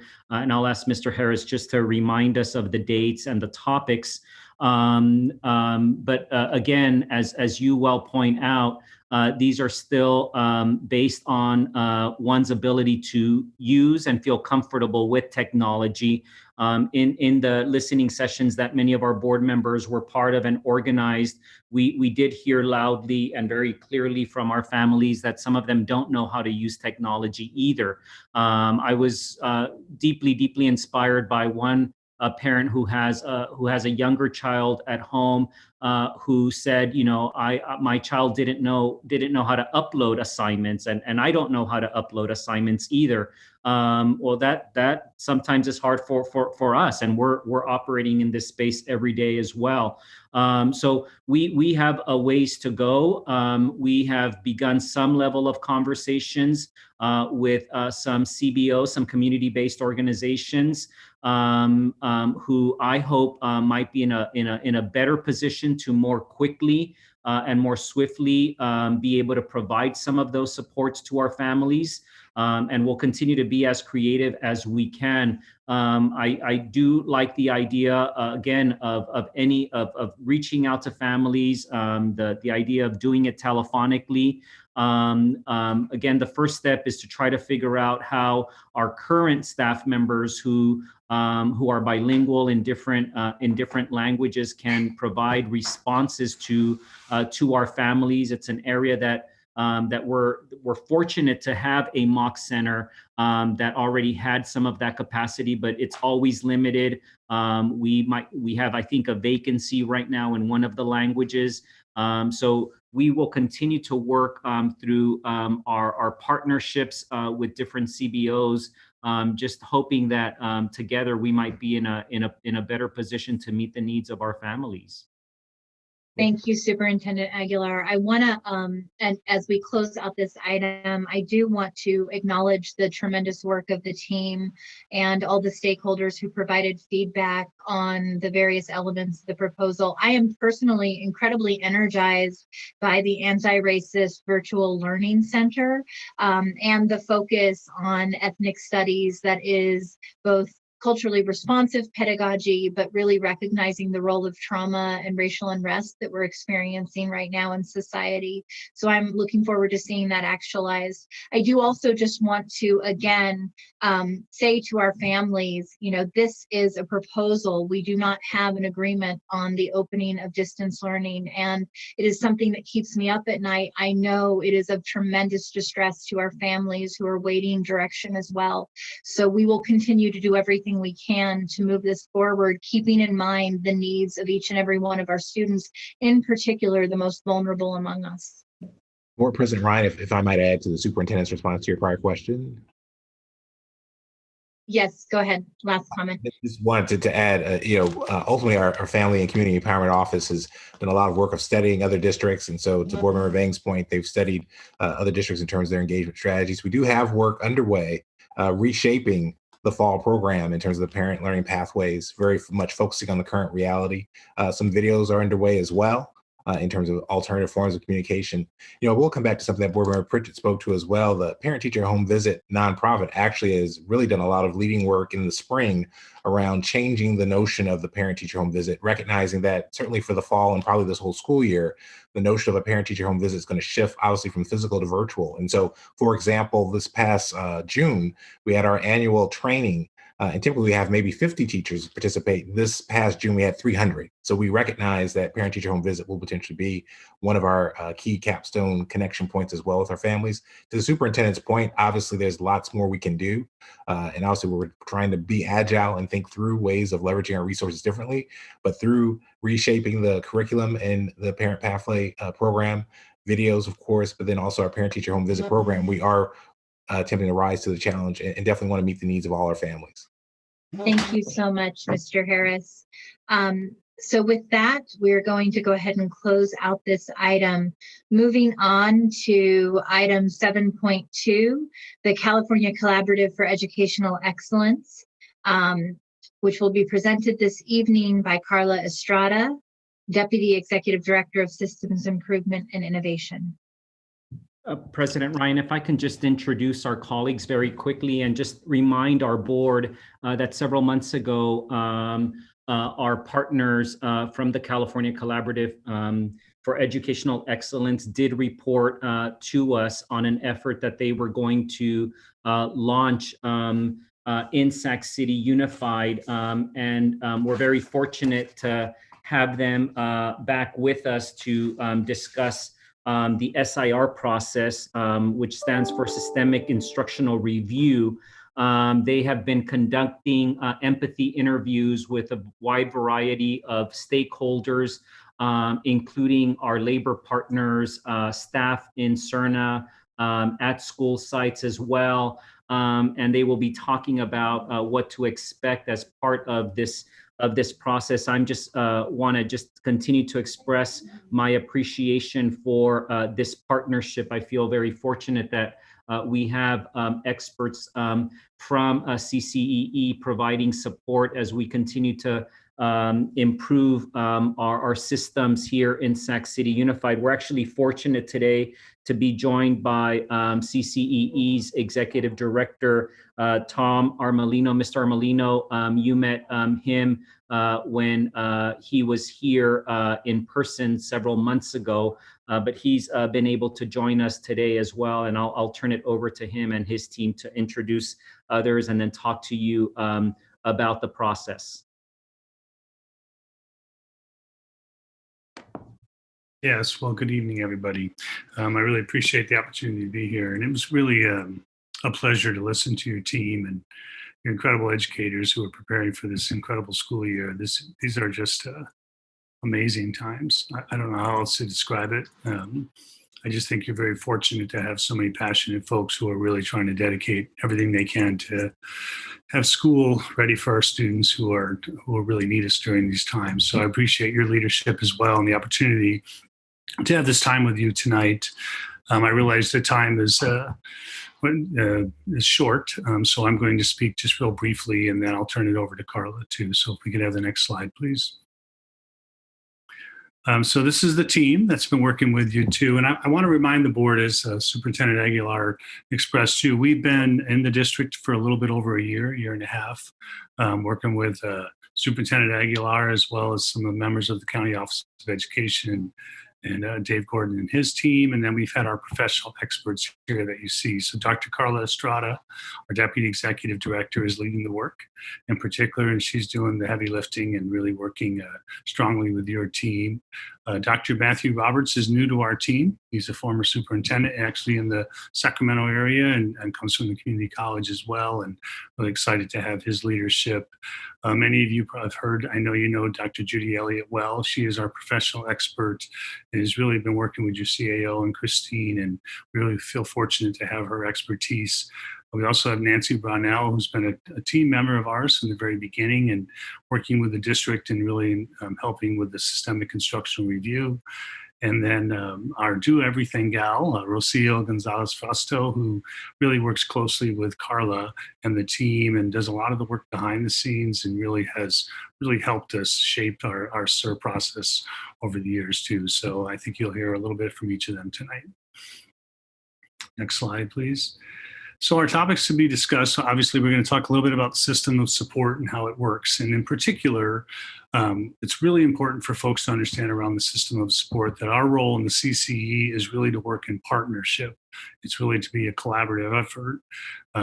As an agency, we never see our approach as being able to come in and tell folks what to do. It's your district, you know your local context, you know your students. Our goal is really to be a support, to advise and assist, and to really help in partnership, in particular with the Sacramento County Office of Ed. As you know, they have a responsibility around differentiated assistance, as well as other responsibilities to work with the district too. So our original engagement with the district came from both Superintendent Aguilar reaching out, as well as the county office reaching out and asking us if we would come in and serve as a partner, which we did based on a letter that was received back in July of 2019. We've had this partnership with the district since that time, as well as with the county office. Tonight, we're going to talk a little bit about some of this criteria for support. So our support really comes specifically around statute that really defines how it is that we're supposed to, when we can work with districts and some of the process behind that. Carla and the team will speak specifically the systemic instructional review support, which is a comprehensive instructional assessment, the approach that we take, which is called a SWOT analysis. And we do this intentionally, and it starts with the strengths. There are many strengths. You heard some of that tonight, and you know it better than we do. The district is doing lots of things really well. So we really try to focus on what are those strengths, as well as identifying the weaknesses, where are the areas where you need to improve, what are the opportunities that might be available as we approach that work. And then what are some of the threats as well? We try to focus on the strengths and look at where things have been successful and try to access and look at what those are, so we can look at some of those approaches as we approach some of the other work that needs to improve. And then the work around coordinating all of this, that's a large part of what we do, is bringing the teams together to really talk about that. You'll hear a little bit around timelines, and then we'll take some effort around some answering some of your questions. Next slide, please. As you can see here, you can see the partnerships that are here. I've talked a little bit, as you know, we work specifically in the state system of support. Our direct partner is we work in partnership with the California Department of Education. I'll speak a little bit about some of that role around the SIR tonight, as well as what they call a GEO lead. A GEO lead, it happens to be Sacramento, which is a county office who has a requirement or is an expectation to work with other county offices to support the needs of districts throughout these geographic boundaries. So Sacramento County Office does that in partnership with the Placer County Office of Education. We obviously work with the county office as well. And so we kind of partner together. And in particular, we're going to work in partnering with local agencies to address chronic and complex instructional strategy and outcome needs, and coordinating that individualized support to really meet the LCAP goals of the district. And again, this is very specific in statute. We leverage our resources, try to see what we can do to bring some of those resources. That's why you see some of the professional experts that we bring to the table. And then we engage directly with the LEA in progress monitoring and helping implement cycles of improvement. Next slide, please.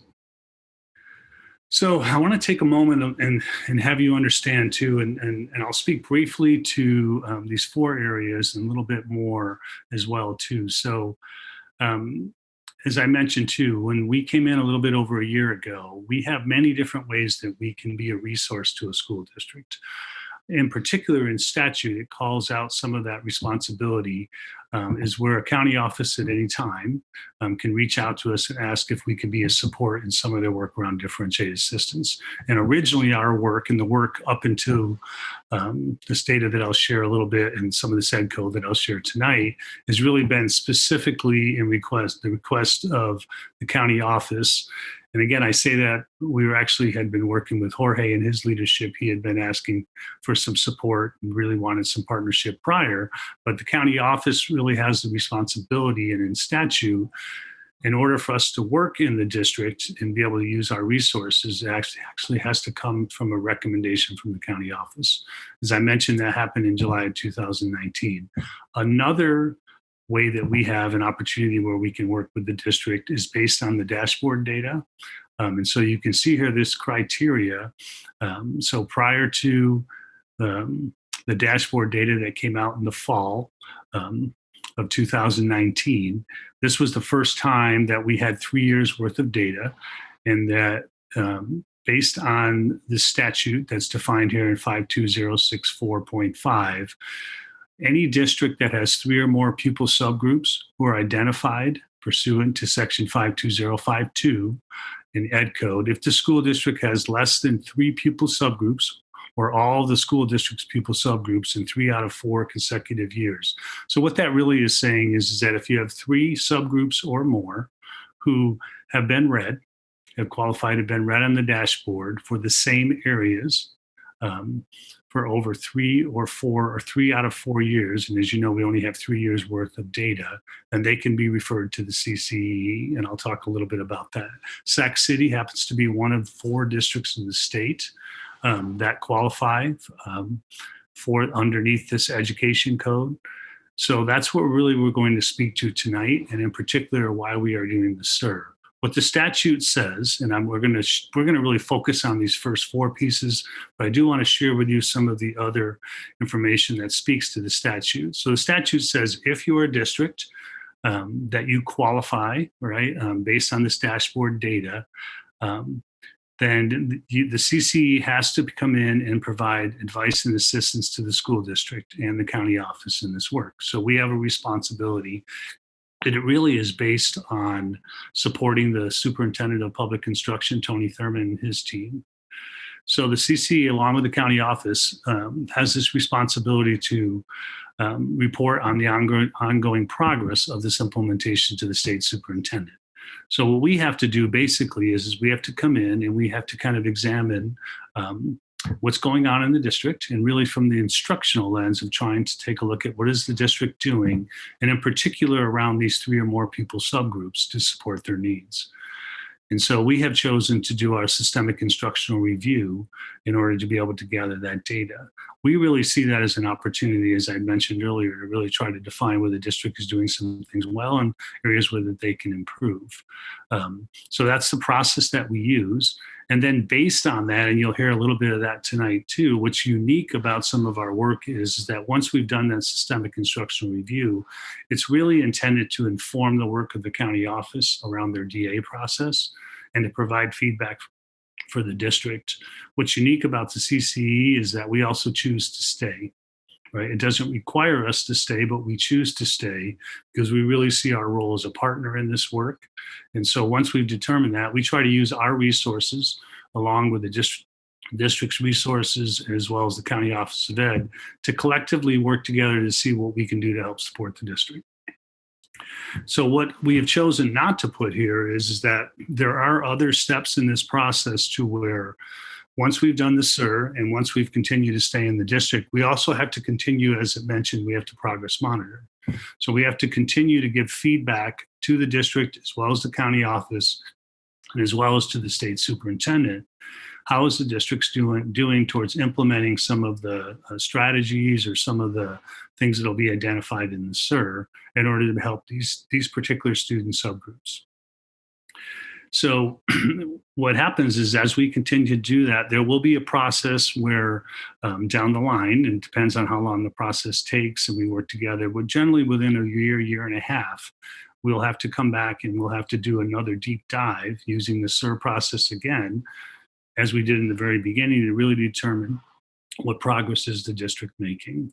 Our goal, and we specifically, that's why we choose on this slide, our goal is to really stay the course and really work with the district. And we have a lot of confidence in your team. But if we did not see the growth and we were not seeing and if the dashboard data continued to stay the same, then we have a responsibility to let the state superintendent know that. And the state superintendent can make the decision, and it does use the word may, and I'm going to read you some of the statute language, and we'll give you copies of this too, but it says if a school district's identified, the superintendent may, with the approval of the state board, do one or more of the following. And what it says is that, so assuming there was not progress made, develop and impose a budget revision in conjunction with revisions to the local control accountability plan. The superintendent determines would allow the school district to improve the outcomes of the pupil subgroups that are identified. The superintendent also has the ability to stay or rescind an action if that action is not required by a local collective bargaining agreement. He can also has the ability to appoint an academic trustee to exercise powers and authority specified in the section on his behalf. The superintendent also has a responsibility to notify the county superintendent, the county board of education, the superintendent of the school district, and the governing board of any of these actions that he was choosing to do, whatever that he would choose to exercise these powers. Now, what I wanted to share with you is this is all very new. It's all new statute. And as we met with the state superintendent and kind of defined our process, Tony Thurman, our state superintendent, is very interested in local control and does not have an interest of coming in and doing any of this work. He really wants to see if folks can stay together, collectively continue to work within the system of support with the goal of really being able to give the folks who work the closest to the students and know them the best the opportunity to succeed. So that's our goal, but I felt it was important to make sure that we share the other part of some of that statute. And we can answer some questions more about that. We'll send you some of that information at a later time. And so with that, I'm going to go ahead and turn it over to Dr. Carla Estrada, our Deputy Executive Director. Carla. Thank you, Tom. Appreciate it. Good evening. I'd like to talk a little bit more about what areas of the dashboard, in particular, which student groups were the ones that really surfaced as not necessarily showing progress within our dashboard. And so, as you can see, the district has been in differentiated assistance with the county office for 3 years and has been receiving that support and will continue to receive that support. And however, as we're looking at that support and looking at how can we inform more around those types of services that SCOE provides, as well as the system of support, in particular, as Tom has highlighted, we'll be looking at how students experiencing homelessness continue to make progress, in particular around pupil achievement and pupil engagement, how our foster youth, again, around pupil achievement, pupil engagement, and school climate areas on the dashboard, and as indicated for students with disabilities in the area of pupil achievement and pupil engagement. Now, the reason why this is also important is because, as we well know, any good sense of good first instruction is critical for all kids. And as we look at Sac City's data, we know that there's overall areas of growth and improvement. We know as looking at how our English language learners are doing, that there's areas of improvement there, how certain youth within the district are also progressing are important as well. And so we do look at the full picture, but we recognize that in particular, we need to really dive into the needs of this student population. Next slide, please. I think it was also important, before I dive into the SERP process, to really clarify how we're really seeing this also as an opportunity to bridge from the support that was originally started back in January when Dr. Elliott and Ms. Baeta co-presented to talk more about their multi-tiered system of support efforts, really improving good first instruction, and moving into also looking at special education and how services and programming supports and services and policies needed improvement. And if we remember, Dr. Elliott shared some data on specific areas that were of concern and how the district was beginning to really work to address those, as well as really look at how do they use data to inform decisions, how do they use capacity building, not only at the district level, but at the school level as well as the classroom level. And so there was really an interest to see how do we build from what we learned from that, how we continue to support that work as we're also developing some clear recommendations with the CERN. So we just wanted to make sure we reassured the board that we were aware of Sac City Unified School District's instructional priorities, and that we will continue to work in collaboration with the district to make sure that those are integrated, because obviously they are in the right direction. We just want to also make sure that we look at the entire system around instructional systems and strategy to ensure that those pieces are not lost as we're implementing some good instructional priorities as listed here on this slide. I think the other piece that you'll see on this slide is really trying to ensure too that we're integrating with the work that's happening around academics and behavioral and social emotional well-being. There's been some really great efforts in the district around these areas, especially around social emotional learning, that we want to make sure, again, integrated from a multi-tiered system of support lens, but also ensuring that our most vulnerable students get those kinds of supports. And so that will be as well integrated into the SERP. Next slide. Thank you. So I've talked to you about our systemic instructional review, and I'll dive more into the process and what that report will look like. But we wanted to share with you a little bit more details about the components themselves. So the development of the SERP process, as well as the components that really serve as our framework in which we are looking at data, examining, again, strengths, weaknesses, opportunities, and threats, really are built from the research and practice on effective school school effectiveness as well as instructional effectiveness. And so you'll see here that much of these component areas are not anything that's a real surprise, but it is something in which how do these pieces, one, look independently, but also as they interact with all the other areas, including from looking at culture and practice all the way to governance, support, and instruction. And so one of the things when we look at different areas is, for example, with governance, support, and instruction, we're looking to see how does the district inform the board around instructional strategy, progress on that strategy, how these priorities are actually being implemented and what do they look like, and then being able to take that information back to continue to improve in their practice. So it was really looking at how these pieces come together, but also intersect and be able to inform the type of work that's occurring in schools and throughout the district. We are happy if you click on the slide, on the link, not now, but if you are interested in learning more about those components, just please know that you can click on that link and be able to get into more of the weeds about that information, and happy to go into more detail at a future meeting, especially as we start to get more patterns and themes surfacing around these instructional components. Again, the idea is to create a very comprehensive assessment of instructional strategies as well as systems and structures to implement and effectively know if they're working or not. Next slide, please. So a couple ways in which we gather data. As Superintendent Aguilar shared at the beginning, we have started some empathy interviews. The reason why we start with empathy interviews before we really dive into the SERP process is we want to understand people's just how they feel about the system overall. That really helps us to know, again, where are some places that we see some strengths, some assets to build from, but it also lets us know where are some additional areas we should probably look more into to ensure that we don't miss something. And then it begins to help us inform where are also some key stakeholders that we need to make sure we spend some time with, whether in individual interviews or focus groups. But as you can see here, we really try to create many different ways in which we gather, or what we like to say is triangulate the data to make sure that one, we're not just running off assumptions, but that we're really trying to get to the root of what may be causing some outcomes the way they've currently stand, or lack of implementation in certain areas that we know are good practices. We all have worked in systems that have really great ideas, and sometimes it's the implementation where things get stuck. And so we want to make sure that we use the data to help guide an understanding, and that it is again as comprehensive as possible. You will see over the next few months that we will be engaging in these data collection processes. I think one thing to just note, because of COVID-19, this is an area that's really a new space for all of us to think about how do we engage with stakeholders. We heard some really great information this evening, especially as we're thinking about engaging with our parent stakeholders and student stakeholders, that we need to really individualize to the system. And we really do take that very seriously.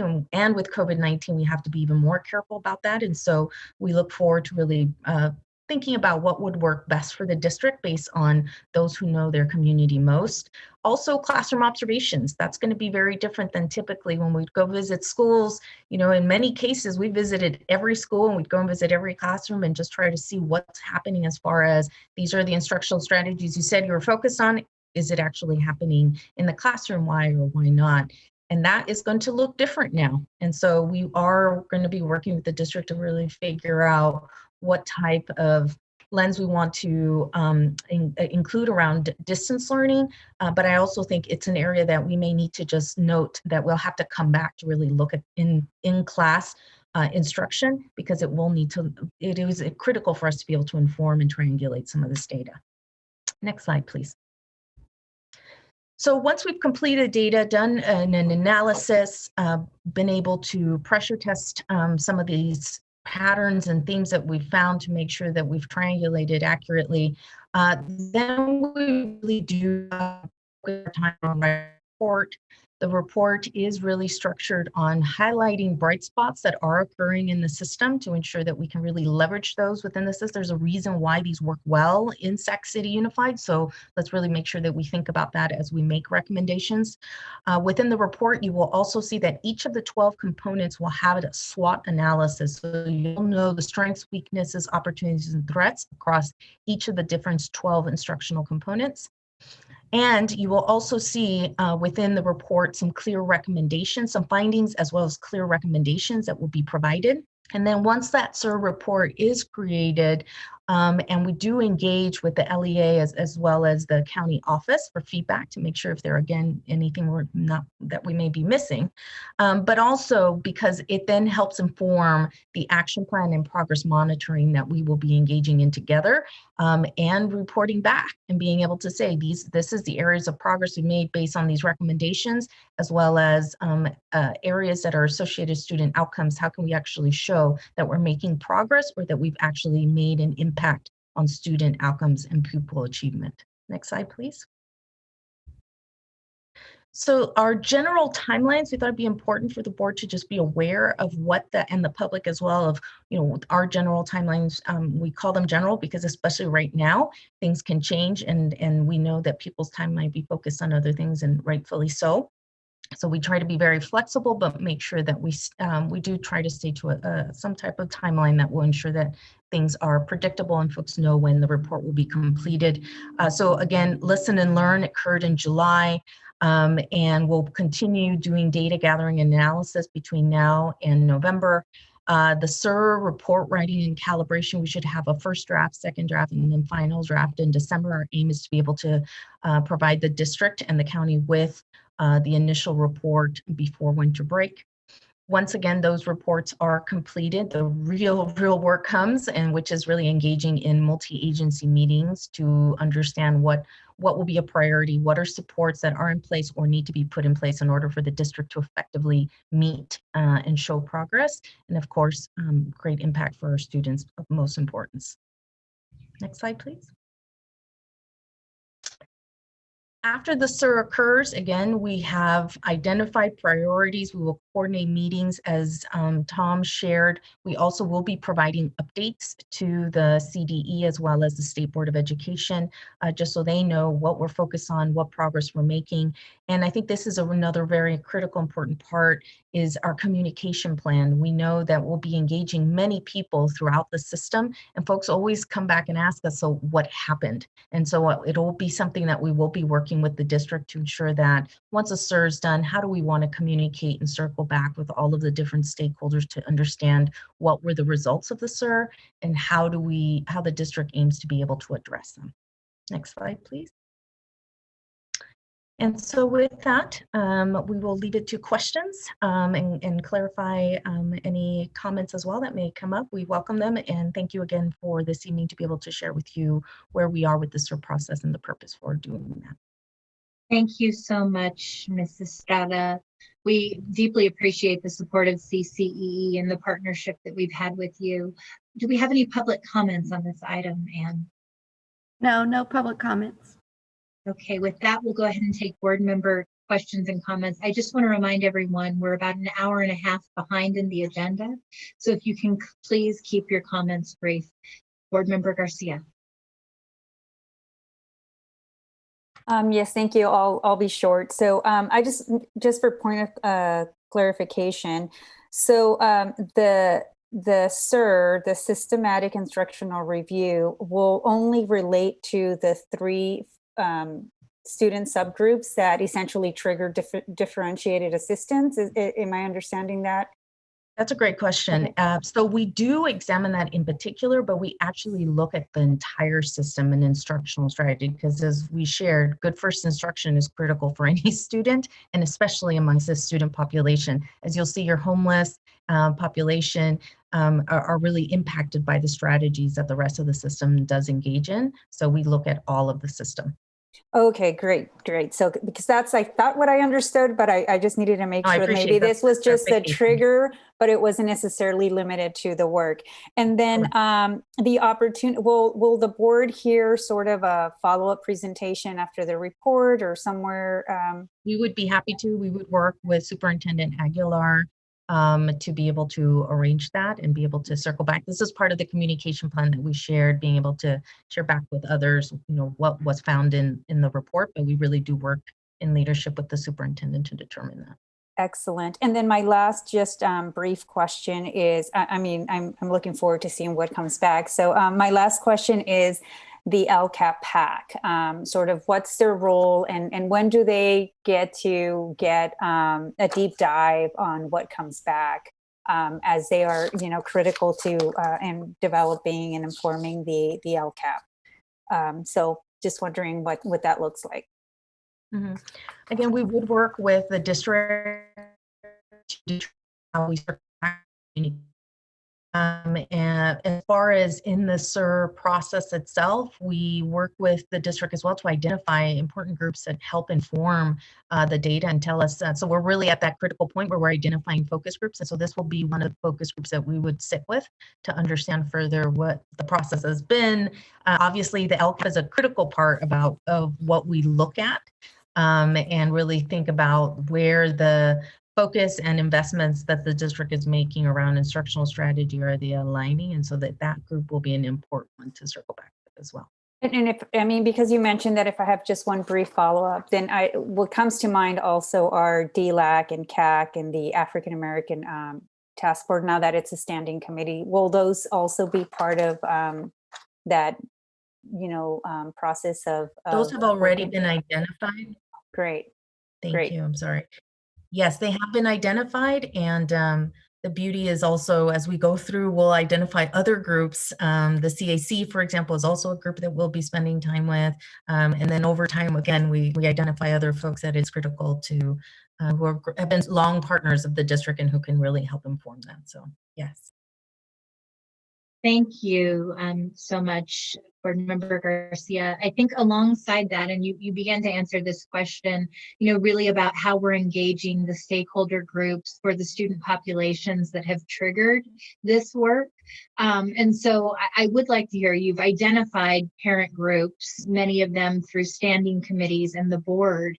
How are you also making sure that you are engaging the broader stakeholder community? Because, for instance, when I think of the LCAP PAC, we have a brilliant group of individuals, but I can't necessarily say that you could, within that group, guarantee that you have the level of depth of understanding or experience around homeless students, for instance, or special ed. And so really making sure that there is a broadening of that engagement so that the quality of the work reflects that. I'm interested in hearing that. And then I have one other final question if no other board members do. Sure. So broadening the engagement is something where we've worked with the district to begin, again, to identify who are some immediate folks that come to mind. But we will continue as we engage in the interviews to see what are additional partners. And so there have been great conversations, for example, with Mr. Harris, who's further enriched, you really should think about speaking to this group or that group. For example, they had recommended the African American Task Force because that was a newly formed group and thought it was important for us to meet with them. And so as far as continue to dive deeper, I think we really try to triangulate the information so that way we get it from different groups and different perspectives, both from the data. Again, I think going to the actual school level is always a big wealth of information because, as you were mentioning, those who work closest with kids, and especially our students who are experiencing homelessness or are in foster care, that's who interacts with them most closely and could have some really interesting perspectives for us. And so that's the richness of visiting schools that we're trying to problem solve around. How do we make sure that richness is also added to already established focus groups or individual interviews, as well as other performance data that we look at? I do think it'll be one of those things that we'll have to be very thoughtful about in the with a COVID situation, because, boots on the ground, spending time in the schools, doing those kinds of things is where we found the greatest amount of connection to partners, for example, external partners that the district has worked with to provide services. In this situation, we'll just need to be really clear about digging deeper, especially amongst these student groups. I know it's not a perfect answer, President Ryan, but it is, considering the situation right now, that's what makes it really tough, but it's important that we do so. Well, I do think to your point about the COVID context and the boots on the ground, what we talked about is engagement that's occurring at a systems level and a district level. And I think making sure that there are calls to the school sites to ask for the individuals that they should be connecting with via phone interviews, if that's the only route possible given COVID, would be a nice way to supplement some of this work that you're doing at the systems level.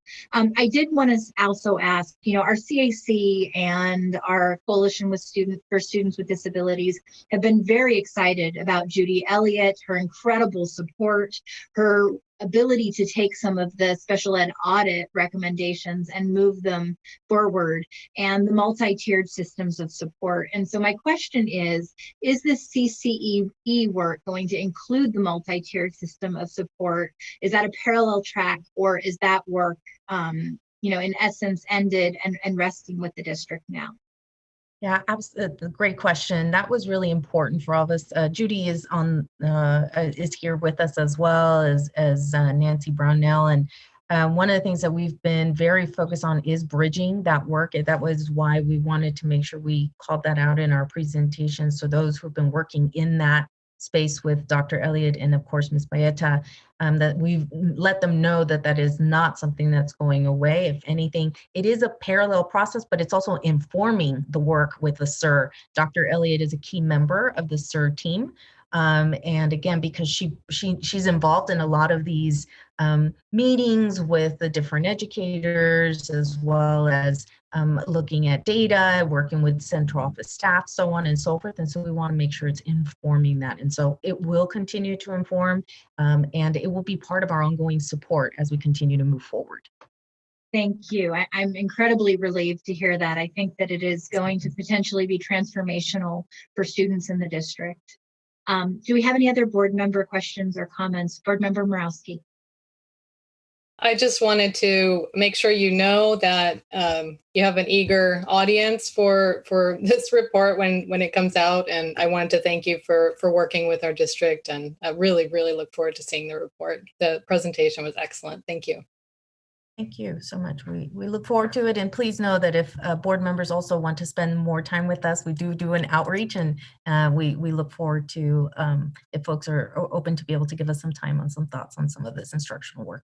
Excellent. Thank you so much, Mrs. Strada. And I will just say, as we close out this item, it is not, once again, lost on us that you are choosing to work with us, choosing to continue this partnership. And so thank you for making that choice. I realize that this is hairy, audacious work at times, but our students are the beneficiary of your phenomenal team and your efforts.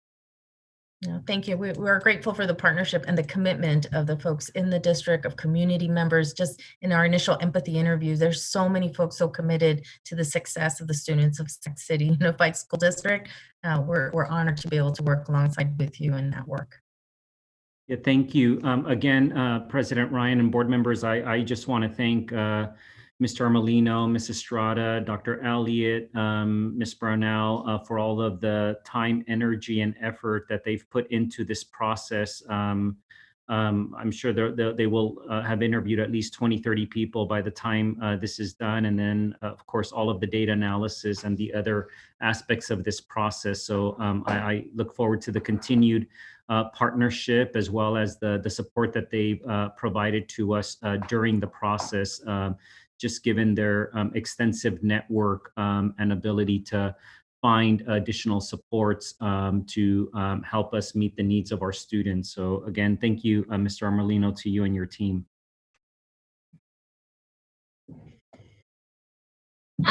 We're moving on to our next item, which is public comment on non-agendized items. And do we have public comments this evening? Yes, we do. We have 12 written comments. Okay, so that falls within our time allotment. So please, Ms. Moretti, go ahead and begin reading those comments. And thank you again. Okay, the first is from Tony Colley Perry and says, greetings. I would like to express my concerns about the underutilization of the bistro. I initially had concerns about the location of the bistro and how it would be sustainable. For the past 2 years, I have become a neighbor of the district office. I would like to have the board consider obtaining several bids to open the bistro to the community by creating an outdoor eating area and drive-through for the community. I have been disappointed that the money that was spent on creating the bistro didn't consider a community utilization plan. There is a tremendous need for healthy food options for this community. I would like to see the bistro utilized as a community resource. And says that he is a retired employee and community member. The next comment is from Emma Snuggs and says, I request a name change for Sutter Middle School and a review of several other school names. I am a mother of 2 SCUSD high school students, a citizen of the Cherokee Nation, and studied American Indian Studies, BA and MA at UCLA. John Sutter committed heinous acts of violence against California indigenous people and should not be celebrated for those acts.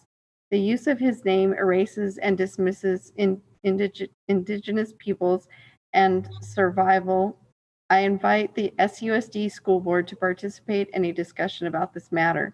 Approving this request would align with the district's goals, but aside from having a discussion, here are some benefits to the name change. The district can honor the ancestral people of the land with a respectful name change that represents the history of the Maidu, Miwok, Miwok, Wintun, Wintu, Patwin, and Nisnan tribes. We can stop normalizing and making heroes of abusive figures in the U.S. California Native communities were pushed off their lands with the discovery of gold at Sutter's Mill. Sutter used violence and intimidation to force local natives to work and protect his land. The district can support the mental health of Native youth in our district. In a recent mental wellness report conducted by the Circles of Care grant through the Sacramento Native American Health Center, youth feedback stated schools emerged as a significant source of risk for Native children and youth, primarily due to racist tropes that still litter the curriculum. The information taught is damaging to Native children and reinforces negative stereotypes. In the 2019-2020 school year, the Native youth of Sacramento began work to dismantle the invisibility of Natives in the school setting. And the next comment is from Alexander Tamasoa and says, I am a father to 2 boys in your district. I am Samoan and my wife is Native American. I urge you to change the name of Sutter and instead honor the indigenous people whose ancestors survived his abuse. Times are changing and it is no longer appropriate. The district can honor the ancestral people of the land with a respectful name change that represents the history, and this repeats the prior comment. Maydu, Miwok, Miwok, Wintu, Wintun, Wintu, Patwin, and Nisan tribes. We can stop normalizing and making heroes of abusive figures in the U.S. And it basically repeats the previous commenter's comments and says at the end, Natives in the school setting supporting the request of a name change supports the voice of our Native students. And the next comment is from Rich Vasquez and says, good evening, Board President Ryan, Superintendent Aguilar, and members of the board. I would like to thank Superintendent Aguilar for his continuous outreach in asking for feedback from families since he has been with SCUSD. I appreciate that, as that shows interest in wanting to improve the outcomes of all students in SUSD. We can't get better until we hear what is going wrong on our sites, and we know there are a lot of wrongdoings on our SUSD campus, as our academic statistics tell us this. I start with words from the superintendent at the Back to School press conference of 2017. Quote, this is a moral issue. Our system has to work for all students, not just those that understand how to navigate and how to advocate on their behalf. It has to work for any of our students, irrespective of parental levels of involvement, engagement, or empowerment, unquote. After hearing this, I had so much hope for my kids. It gave me the opportunity to have bigger dreams for my kids, that we can really dig our way out of poverty and they can have a better life than I have been able to provide them. You showed you were not all talk. You brought sports, summer school, PSAT day, free AP tests are some of the things that made me believe his words to be true. This is not happening at even your most prized school site, West Campus. Why does my child not have confidence in applying to college? Just the process. She doesn't have confidence in the process. She attended a college preparatory school for 4 years, a top 30 school in California. This is what West did with a thriving student. If 60% of West families are poor, what does that mean? There are likely many students that will be first-generation college-going students for their bloodline. This is the case with my family. How does the site build confidence in their students/families about all things college? There are minimal events that promote college-type stuff that invite parents/families. Due to minimal events that promote college dealings, I feel West does not serve 60% of socially emotional disadvantaged students/family properly as a college preparatory campus. And the next comment is from Michael Hunsaker and says, I want the name Sutter Middle School changed. We know what Sutter did to children, and it's wrong that a place for children is named after him. Change the name. The next comment is from Alexander Tamasoa and says, we should stop naming schools after criminals like Sutter and start educating the youth on why we shouldn't name schools after people like him. Change the name. And the next comment is from Susan Morla and says, dear SCUSD school board members, we are the SCUSD American Indian Education Programs Parent Advisory Committee. We are made up of parents, grandparents, and guardians of American Indian students in the Sacramento City Unified School District. We represent several different tribes from across the United States.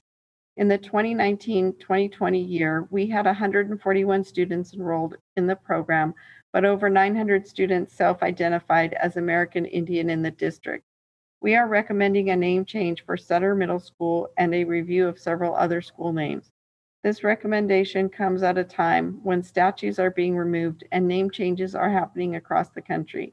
It feels like a shock to some, but to communities like ours, it's a relief to finally be heard. In the local California Indian community, the knowledge of Sutter and the abuse inflicted on Native people is well known. The AIEP recently hosted a virtual program for students to discuss Sutter's legacy. We invite the SUSD School Board to participate in a similar discussion because the history is important and needs more than a few sentences in a letter. We know the school board is committed to the safety of all children. We hope this request is not taken lightly, as it has a direct impact on the safety, emotional health, and engagement of American Indian students and will empower our families and community. Approving this request would align with the district's goals, but aside from having a discussion here are some benefits of the name change. The district can honor the ancestral people of the land with a respectful name change that represents the history of the Maidu, Miwok, Wintun, Wintu, Patwin, and Nisnan tribes. We can stop normalizing and making heroes of abusive figures in the U.S. The next comment is from Annalise Mitchell and says, I am a SCUSD student, a member of the Native Youth of Sacramento group, a member of a local Miwok tribe, a student participant in the American Indian Education Program, and a youth ambassador for the local Native American Health Center. I am recommending a name change for Sutter Middle School and a review of several other school names. This recommendation comes at a time when statues are being removed and name changes are happening across the country.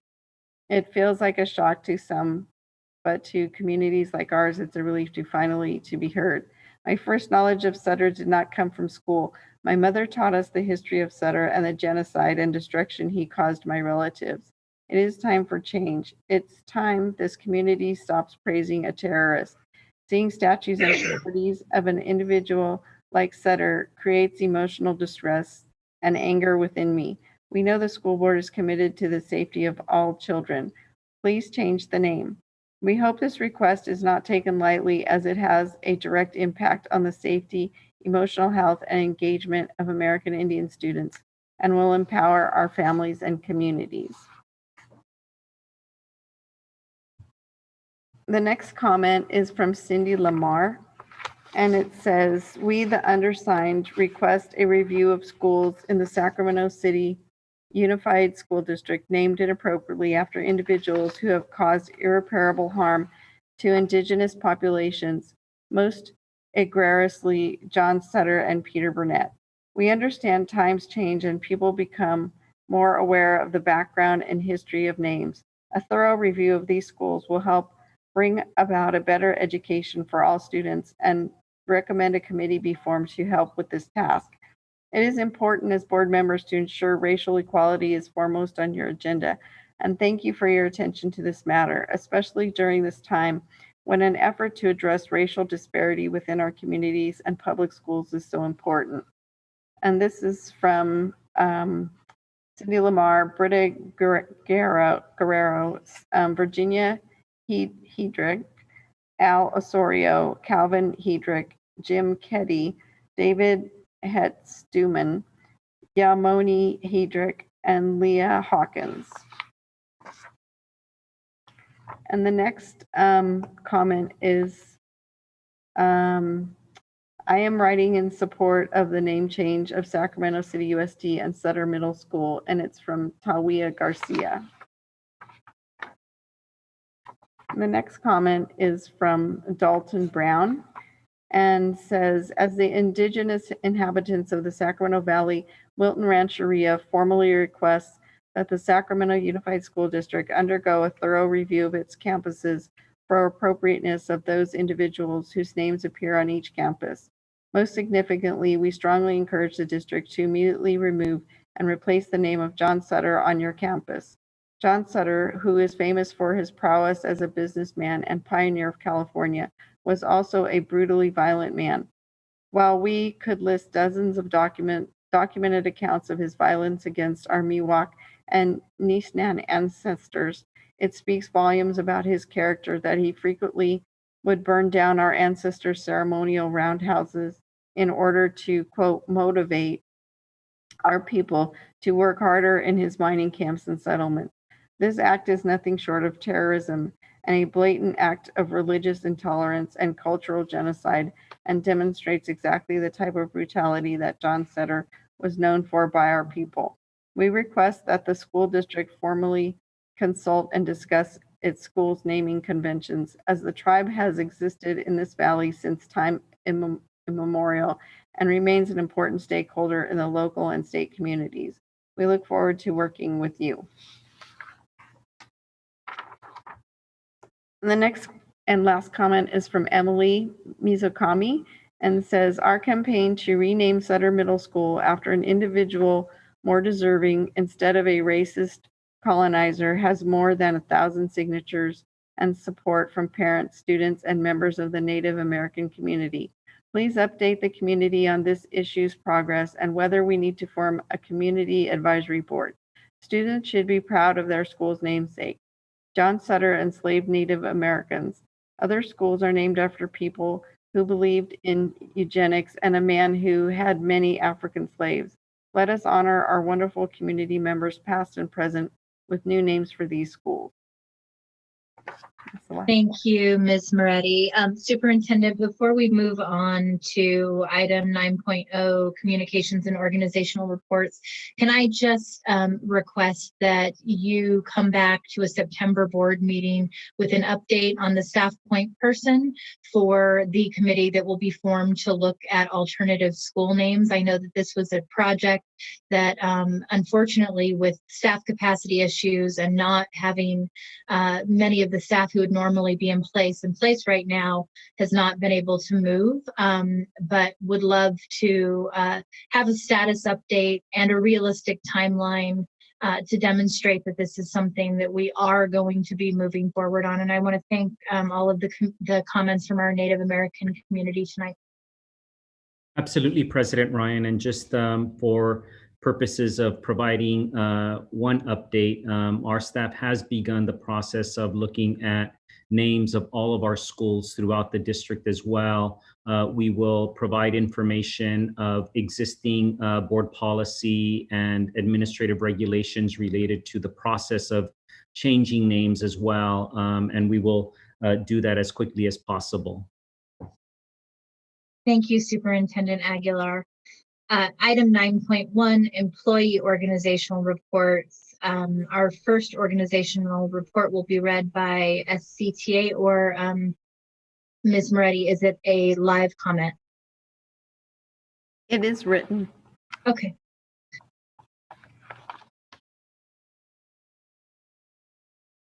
So the report was submitted by David Fisher and says, good evening. 2 weeks from today, online classes will begin here in the Sacramento City Unified School District.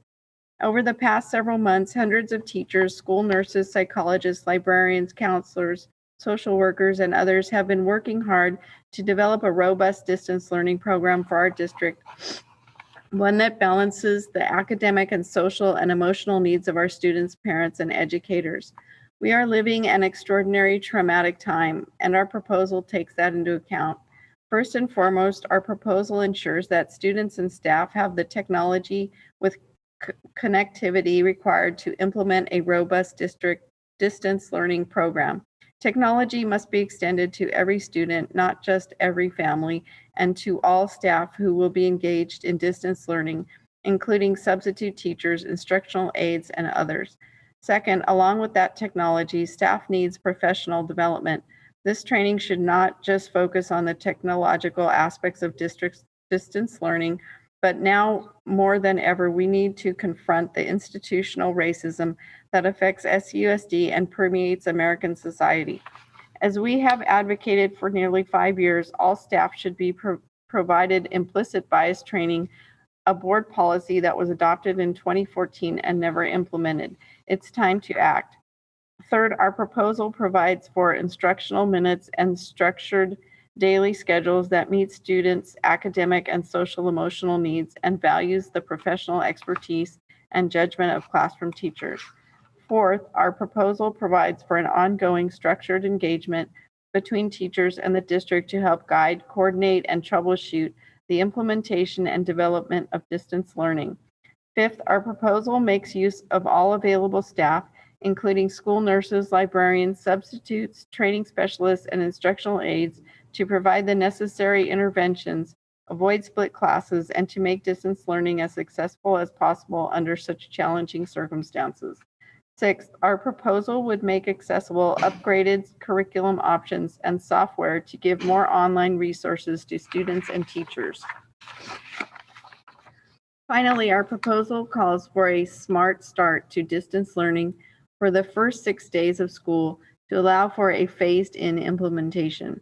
This will allow for the inevitable technical glitches that are sure to occur in the first several days as students allow time for supply and textbook distribution, make sure families are aware of food distribution schedules, and for parents and staff become acclimated to this radically changed educational environment. While the discussion between teachers and the district has been extremely constructive over the past several weeks, and the district representatives have expressed a willingness to be truly responsive to teacher input, the district has largely ignored that input into its responses to our proposal. We are next scheduled to meet on Monday, August 24. Unfortunately, the district's insistence on moving forward with a PERB hearing on August 27 to 28 is also impeding our availability to meet. Last week, we made a proposal, the district, in which we would drop 4 complaints that PERB has issued against the district in exchange for the district dropping its single charge against SCTA. Ironically, the district's charge alleges that SCTA has refused to meet for successor negotiations that have been underway already for several months. In addition, SCTA suggested that the parties simply reschedule the PERB hearing after school has commenced so that the parties can concentrate on working together on our district learning program. Here, it should also be noted that the hearing is unlikely to conclude in the 2 days scheduled for next week, and that a decision will not be rendered until sometime in 2021. Moreover, the outcome the district seeks in the charge to convene successor negotiations has already occurred. Because pursuing the charge against SCTA seems so important to the district, postponing the hearing would allow the district to continue to pursue its allegations while not using up limited days of availability to discuss distance learning. The district refused to postpone the hearing. Unfortunately, the only party that stands to gain in such a scenario is the district's outside consultants, particularly its law firm, Lozano Smith. Recently, Lozano Smith received between $2 and $5 million from the federal Paycheck Protection Program offered by the U.S. government to small business, designed to keep them afloat during the turbulent economic times. But is Lozano Smith really struggling? According to records we obtained through a California Public Records Act request, SUSD paid Lozano Smith $101,106.84 for, quote, labor negotiations, unquote, in the spring related to distance learning. That $101,000 expenditure was the third largest single line item expenditure behind only Chromebooks for kids. That was originally to be paid out of bond dollars and prepackaged meals for students. In surrounding districts like Natomas, Twin Rivers, San Juan, and others, the superintendent participated directly in the negotiations related to distance learning. It's no coincidence that those districts have reached agreements with their teachers. In recent communication, the superintendent has indicated that, quote, completing negotiations on the effects of distance learning and moving forward with a robust distance learning program is the district's top priority, unquote. And yet he has not participated in a single discussion with teachers, his quote, top priority. Students, parents, and staff are anxious about how classes will resume on September 3. Hundreds of teachers have come together to develop a comprehensive proposal regarding distance learning with a smart start to the school year. We are optimistic that district leaders will be responsive to this input, and on behalf of the 3,000 certificated educators in SUSD, we look forward to implementing a successful distance learning program we all can be proud of.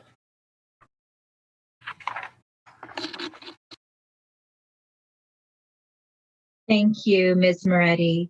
Do we have organizational reports from any of our other organizations? No, President Ryan, we do not.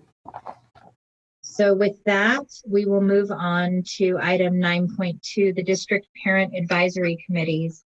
We're going to hear first from the Community Advisory Committee. There is no report given. There is one report from DLAC. Okay, thank you. And it says, was submitted by Alova Ayala Santa Maria, Liana Sanchez, and Belia Mercado. It says, we appreciate the patience of those in attendance at our first DLAC meeting of the school year. To facilitate virtual DLAC meetings, we need support. There's a difference between empowerment and, quote, making a way out of no way, unquote. It has been argued that making a way out of no way is the spirit of growth mindset, resilience, and fortitude. However, that is why character development programs are just another way of teaching our marginalized students how to navigate systems of oppression rather than dismantling the systems of oppression for and with them. Please provide us with district resources such as a representative or liaison from the technology department to oversee our Zoom DLAC meetings and mock interpreters for language accessibility to empower DLAC and ELAC. We would also like to thank the district for the recent addition of automated language accessibility options when calling the main line at the district office. Our members have the following questions. How long will it take to receive a callback when leaving a message? How will you advertise to families that this is now available? How will you build district capacity to support the influx of multilingual callers? When will this be applied to all district phone numbers, particularly school sites? Currently, the message references the pandemic. All lines across the district, including school sites, should maintain multilingual support even after the pandemic. If a language other than English is selected and not supported at the school site, it should be rerouted to a district interpreter or a third-party agency to facilitate communication. Nobody should be turned away from district or school site support due to a language barrier. As we prepare for the new school year, Multilingual will be offering its annual English Learner Advisory Committee ELAC trainings. This is an opportunity for sites that do not currently have an ELAC or need a refresher. We'd like to bring attention that ELAC is its own entity and not an agenda item during school site council meetings. Now more than ever, every school that is mandated to have an ELAC must also have ELAC member names, meeting announcements, minutes, and documents publicly available on their school website. DLAC is working with Multilingual to update our webpage so it includes names of schools requiring ELAC and DLAC membership, as well as the hyperlinks for ELAC information posted on each school's website.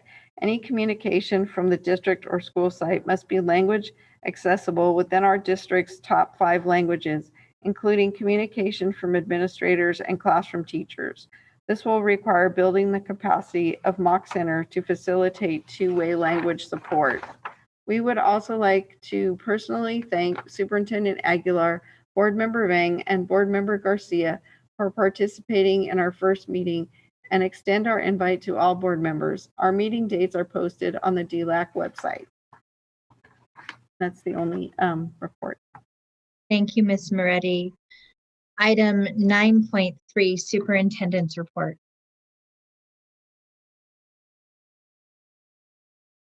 Thank you very much, President Ryan. And I appreciate all of the public comments. And again, as you said, President Ryan, I just want to thank our community for hanging in there as we continue to figure out how to be more responsive as we continue through Zoom board meetings. And it's just an example of how our teams have been very hard at work throughout these last few weeks over the summer, trying to create plans and resources for distance learning in the fall as we begin to think about welcoming back our students virtually on September 3rd, even though we will be unable to be in physical space with one another. We know that our schools, our teachers, our staff often provide a safe haven for our students. And although nothing can replace the physical classroom space completely, our students and families are depending on us to meet their social, emotional, and academic needs now and when our schools start on September 3rd, which is just 2 weeks away. Throughout the summer, folks have mentioned it. We've met with parents, with students, stakeholder groups. Last week, we hosted our virtual town hall. Thank you to all of the board members who were able to participate. I've had forums with students. As you heard, Liz Guillen from Public Advocates, Dr. Kasiriye, who's been a steadfast partner and has been to every meeting that we have asked her to participate in. Of course, I want to thank all of our staff for their hard work putting that together. We're still going through the questions and we'll be posting them as part of an FAQ document on our website as soon as we can. I do want to mention that as September 3rd approaches, I wanted to be very clear with our community board members about what they should expect from us in the fall. And certainly that includes communication, accountability, and of course, first-rate and first-tier instruction to our students. We know that spring was not distance learning, and to quote our amazing Chief Academic Officer, it was emergency learning. In the fall, we must make up for any of this learning loss that our students have experienced, and we must be better at meeting the needs of all of our students. I say, hold us to the fire, hold us accountable. Tenemos que rendirles cuentas a todos. Communicate when something isn't working, and I've received a lot of emails from our community members making it very clear that they expect us to do what's right on behalf of students. Ask us when you have questions about your students' education or their experience, good or bad. We certainly appreciate all of the feedback, the advocacy for the rights of all of our children in Sac City Unified, because that, of course, will make us better and will help us achieve success for all of our students. I feel that we have a clear charge from SB 98 and requirements for distance learning by the state. And we have an obligation to provide our students with top-tier instruction, and we must communicate with our parents and students about our plan. We must meet the academic, social, and emotional needs of all of our students, and we have to assess student progress on a regular basis. To quote our governor, as he has said, learning is not negotiable, and school districts must provide meaningful instruction in the midst of this pandemic. While we reached as best as we could under challenging circumstances, I have said that I was not happy with the academics provided in the spring, and I want our community to know that we will do better. And while the spring was disappointing, I'm proud of some of the ways that our district has been proactive in planning for the fall. What does that include? We are working diligently to provide devices, connectivity, because we know that when we begin on September 3rd, we have to have that those devices and that connectivity in the hands of every one of our students who needs that kind of support. We provided enough of these computers for our school sites to meet this goal. We're continuing to refine our processes. We have plenty of Chromebooks at our school sites as well. And I'm just grateful for the commitment from our board and from different stakeholders to meet the needs on this front. I'm also proud of the data that we began collecting to determine which students were most at risk of disengagement, and you heard that during our opening of schools presentation, the wonderful work that we are doing to conduct outreach to find our students so that they're in the best position to start learning on September 3rd. I'm extremely proud of our team. I hope you are too, board members and our community. They have been working around the clock, looking at every aspect of distance learning and how we can safely return together. Much of what we heard about today, including the work about learning and teaching resources on racism, on social justice, this repository that we are going to be launching. We should all be very proud of the work as it demonstrates our commitment to lean forward on these very difficult topics. These aren't the circumstances I would have asked for, of course. We've been through a collective trauma as a community amid hardships stemming from COVID, of course, but also racism, injustice, economic challenges. And today, as we sent out emails to all of our staff, wildfires and poor air quality throughout the state that we all can smell even inside some of our buildings. What we've experienced and what we must rise above, of course, is not easy, but we're here to prepare our students to confront and overcome these injustices, these failures, and of course, these challenges. My commitment is that over the next weeks, we hope our community will be pleased with the resources and information we provide and the changes that they see as we transition from this emergency learning environment to the best learning around distance learning that I hope that we will be able to deliver. Thank you very much, President Ryan. Thank you, Superintendent Aguilar.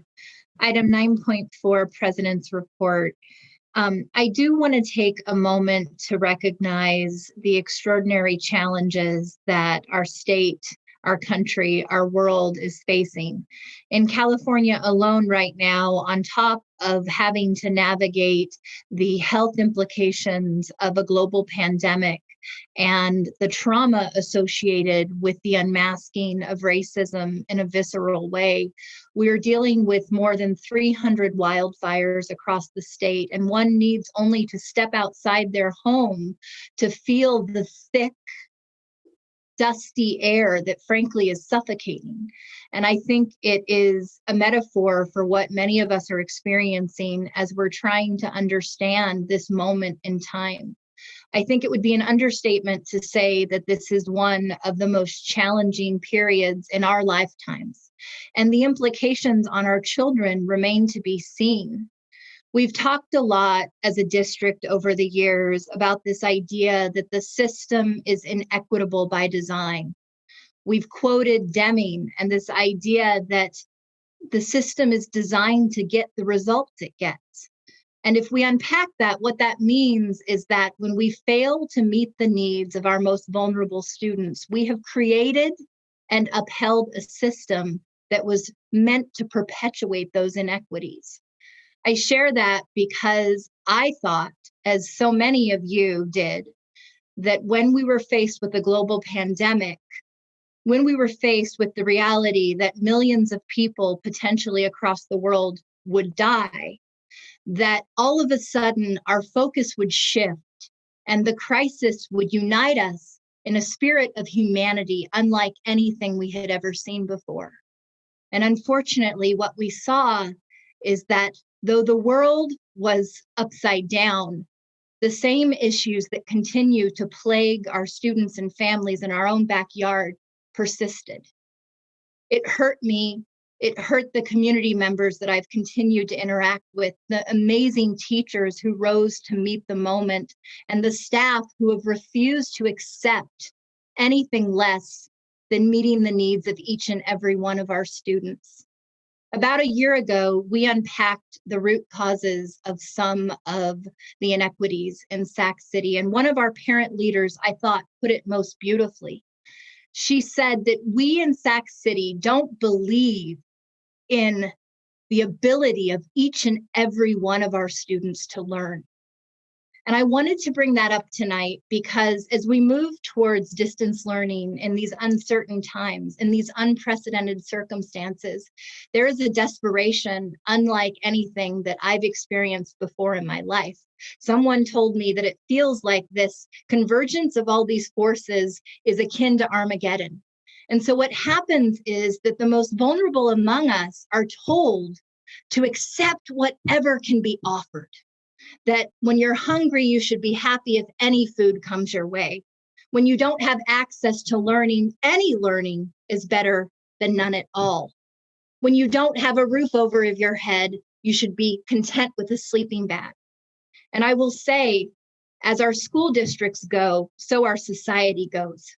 If we cannot meet the basic needs of our students, if we cannot reject the notion that our high poverty, high potential students within our district don't deserve more, then we are failing our students at perhaps the most pivotal moment in their lives. I hope that we will look back today, years from now, and we will say that we had the courage and the commitment to upend a system that has focused for far too long on demonstrating through transactions that we can make some modest difference. And instead recognizing that we literally have thousands of students, low-income students, African-American students, Latinx students, Asian American students, Native Hawaiian students, and Pacific Islander students who deserve to have the quality of education that their white peers in more affluent neighborhoods would have access to, that more resource parents would demand. I would also say that what we have at Sac City is an incredible human capital that is unparalleled. And if we commit to move forward, to work together on a team that holds students as our North Star, then anything is possible. But if we don't do that, at this moment in time, what we will say is we accepted a system that failed our students in one of the gravest crises that we have ever experienced. And we lack the courage and fortitude to finally put the focus where it belongs, on our children. Moving on to our next item, our student board member report. Isa, board member Sheikh, we're so happy to have you, and I'm excited to hear from you this evening. Thank you so much, President Ryan. Good evening, everybody. It's been a long night. My name is Isa Sheikh, and I'm a senior at the Met starting 14 days from now. It's an absolute honor to serve my peers and this district as a student board member for the 2020-2021 school year. This is probably the first time that most of my fellow members of the board, staff, and the audience are getting acquainted with me, except for the 2 times that I bumped into President Ryan at Starbucks. But here's a little about me. I was born in San Francisco as a son of Indian immigrants. Watching my parents work day and night, my mother always taught us that education was the way forward. And so I've put a lot of focus into education these past 17 years. My family, like many others, left the Bay Area years ago to join this community, and it didn't take us long for us to fall right in. It's a great community full of great people and far too much untapped potential, as President Ryan just mentioned.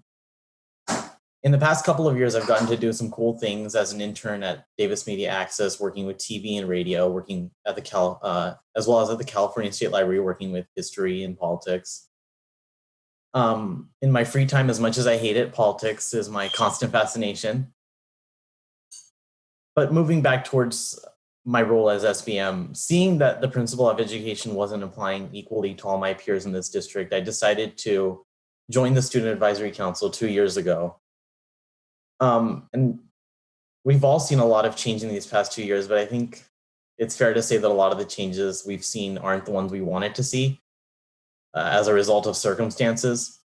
The district continues to face its financial hurdles, and students continue to face so many challenges that they faced for far too long. Obviously, with the pandemic shutting us into our houses, those challenges and situations have changed and evolved into this completely new era. As student board member, it's my role to try and represent the nearly 50,000 students of this district. That's daunting, that's crazy.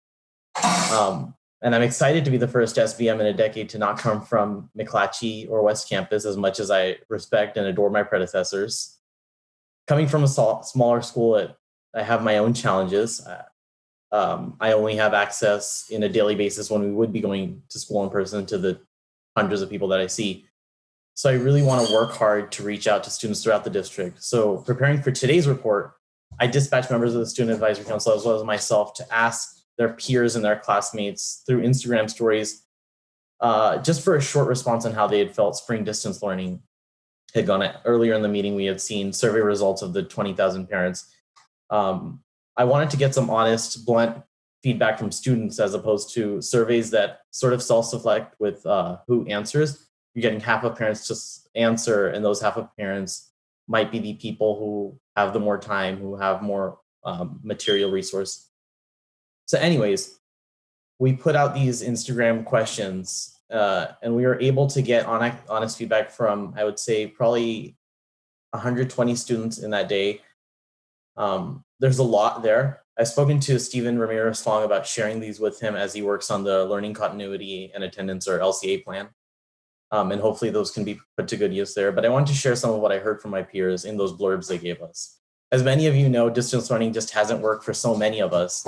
Some students describe positive aspects like more creativity with their schedule, or if they had good communication from their teachers. But overwhelmingly, students said their experience was negative. Issues like too much screen time. I know many of our eyes are just turning tonight from the length of tonight's board meeting. Inadequate support, a lack of communication from teachers and counselors, an environment overall just not conducive to learning. Their work, in a lot of cases, tended to be more busy work than instructional because teachers didn't know how to put together proper instruction from home. At some schools, there were issues where teachers weren't coordinated and classes were scheduled over one another. So students had to choose which class they would want to go to at one time. Also, after grades, the grading policy was updated, students felt like their classmates were not participating at all or minimally. And students also brought up that the daily attendance and mental health surveys that were sent out weren't taken by all students and they weren't effective. And I think it all sums up in one student's quote. They said, quote, "I don't feel that I took much away from it. I just did what I had to do to pass." And I feel like a majority of students felt that way if they even wanted to pass this last semester. And so a lot of students have told me that they didn't learn a single thing from when classes resumed in April to when they dismissed in June. And it sounds like hyperbole, but in a lot of cases it's not. And so I hope as we come back, staff, educators learn from the failures of last semester.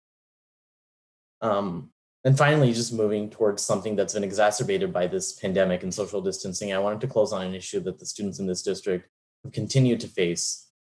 For years, mental health and a lack of counselors has hurt students' ability to get forward. It often feels like students' mental health is a concern close to the bottom of our priorities list when there's so much else going on. But we've seen numerous suicides since April, just in this region, in Natomas and Twin Rivers. It's literally a matter of life or death. And many, if not most of our schools are ill-equipped to handle this problem. I was discussing this with members of the Student Advisory Council. Students do not feel like they have access to a counselor, especially at home. People are not getting responses. There are too many students to one counselor, or if there is a mental health counselor at all.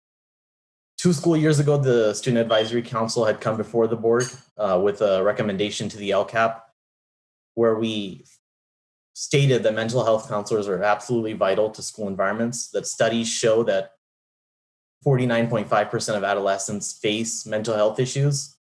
You can only imagine how those have been exacerbated and made stronger by the fact that we don't see people on a daily basis outside of our families.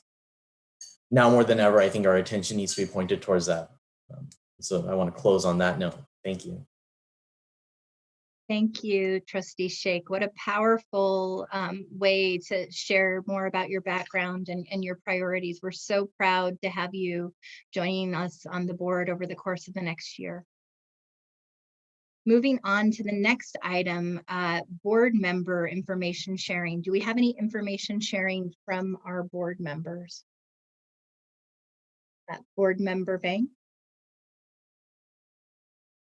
Thank you, President Ryan. I know it's almost 9:30, so I'll keep this short. I just wanted to take this opportunity to thank my LCAP reps, Frank DeYoung and Chinua Rose for their incredible hard work to help organize 3 town halls that happen in Area 5 in English and Spanish and in Hmong. And I also want to take this opportunity to thank all the parents, staff, and community members that attended the town hall. I think what I've learned from those listening session is that, we are still building a plane while we're flying it.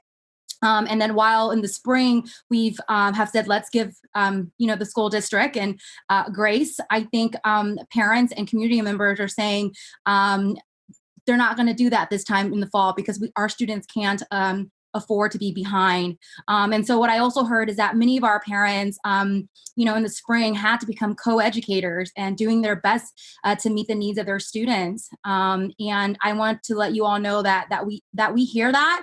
I also want to thank Member Garcia for attending the Spanish town hall as well. It was also great for many of our Latino parents to see you as an elected as a voice on the dais. And Superintendent, thank you so much for being there to answer all the questions. So I also just want to give you both a shout out as well. And what I also wanted to share publicly is that as we move forward this fall, and even now, I will be holding a virtual community office hours every Wednesdays from 7 to 9 on Zoom. I will just be chilling on Zoom. So if you want to chat, talk, share with me issues that's going on, let me know. And it's also by appointment. So if you can't do 7 to 9 o'clock in the morning, that's cool too. But I also wanted to share my phone number as well. If folks have any questions, I know that I've had a lot of one-on-ones, but I also just want to put out there that you can definitely call me, text me anytime. My number is 916-245-0519. And I'll make sure if you check out my my Facebook page as well. I have the Zoom drop-in Zoom link, so feel free to stop by as well with Wednesdays 7 to 9. So just wanted to make sure that I share that. And thank you so much again, everyone, for attending the town hall. And it's not going to be the first or the last. We've had several town halls before, and I do plan with my LCAP reps to hold a few more during the fall to really assess what's happening on the ground. So thank you. And I want to make sure, since earlier a question was asked about a parent hotline, and Kenneth McPeters shared one before hopping off. It is 916-643-7400. That is the district parent hotline to leave messages and receive support, 916-643-7400. Board Member Garcia.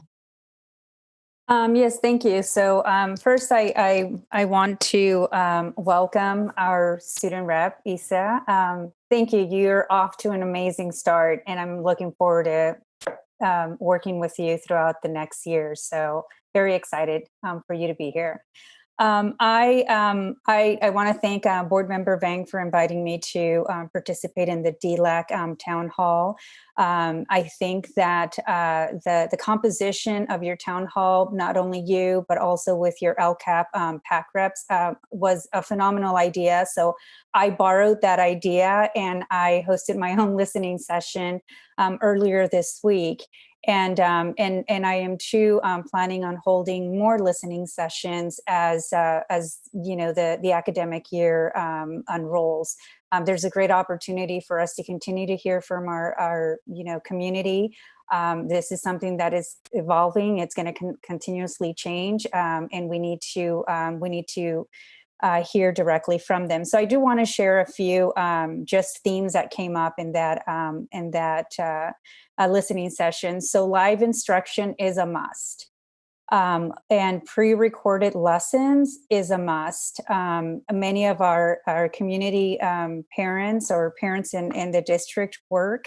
Many have more than one student in the household, and they need flexibility in order to help their kids with the instruction.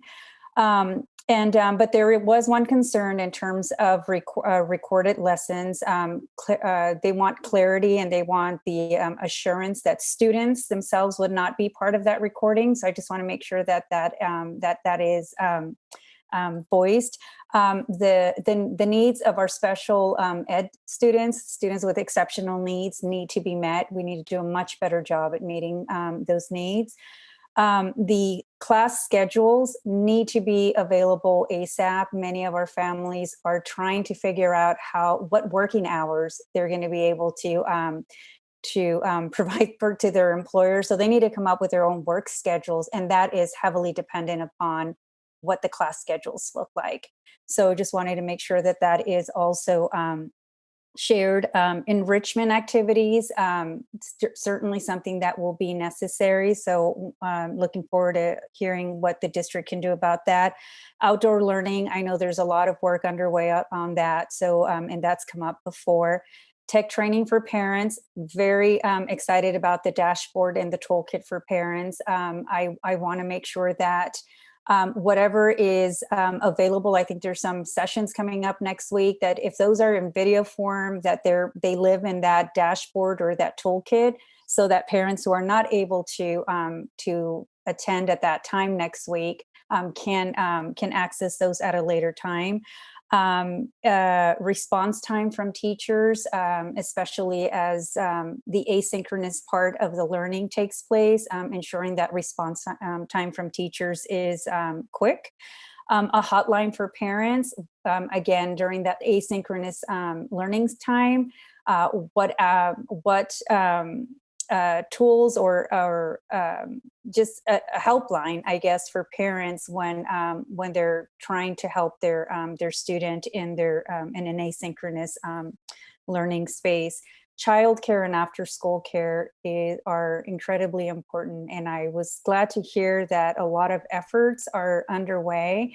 I just want to make sure that you and I understand that it sounds as though the priority will be on a needs base, but needs looks very differently, right? It's not just income based. It's also we have a lot of essential workers that have to go to work, and their children, they can't take their kids just to work. So I ask that needs be broader than just income based. And an increase in communication is a must. So please keep posting and sharing information as the district is rolling out. And I know this work is happening, and you're having multiple plans happening at the same time. So I just want to recognize that. Social emotional needs need to be addressed, mental health, trauma. So that's already been said.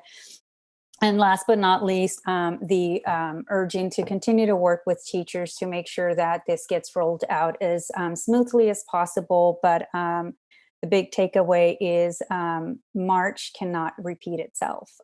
They want something that is more, the expectations are much higher and greater.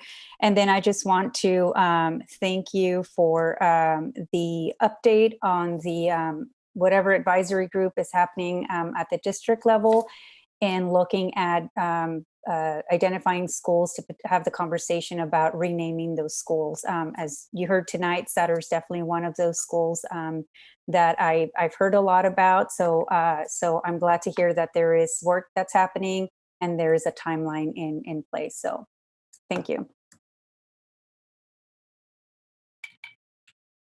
Board Member Minnick. Great, thanks. This is an announcement. I just wanted to take a second to welcome our new student board member, Issa Sheikh. I am as excited as he is that we have someone representing one of our small alternative high schools here this year, and I think that's really exciting. You know, a year or two ago, I think you were a sophomore, Issa interviewed me for his radio show that was part of his internship for the Met. And I was just blown away and impressed with his questions and his comforts. And I am not at all surprised that his peers elected him to represent them on the board here with us. We've gotten to meet a couple times since he was elected in anticipation of this first meeting. But he's got it dialed in, and I'm really excited. And I think what we saw tonight was a great example. So welcome, Board Member Sheikh. Wonderful. Thank you so much, Member Minnick. And again, Member Shake, we're already better for your participation on the board. Moving on to our next item, item 10. Oh, yes. Sorry. Board Member Morowski, I'm sorry, I didn't see your hand up. That's quite all right. I also wanted to welcome Board Member Shake, and it's my honor to represent Area 1, which includes the Met. So I hope we can sit down soon and talk, and would love to chat with you about how we can increase mental health supports to our students. That's a big priority of mine. I wanted to say one thing about outdoor learning, and I'm glad my colleagues were able to share about the meetings that they've had. I was able to do the same, and one of the big things that came out of the meetings I had in July was a lot of interest in outdoor learning. And so I wanted to just give an update on a couple of things that I've been working on that since then. So one is we have formed with just the parents and interested community members that I knew of. We had formed an ad hoc COVID-19 outdoor learning work group.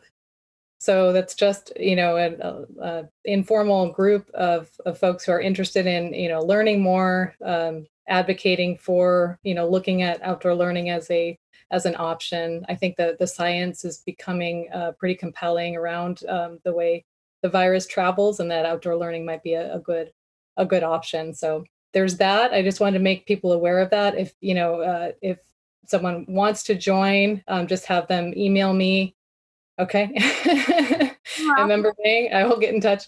And doing that because I've had conversation, especially around the burping and bug, and would love to be a partner with you on that as well. So.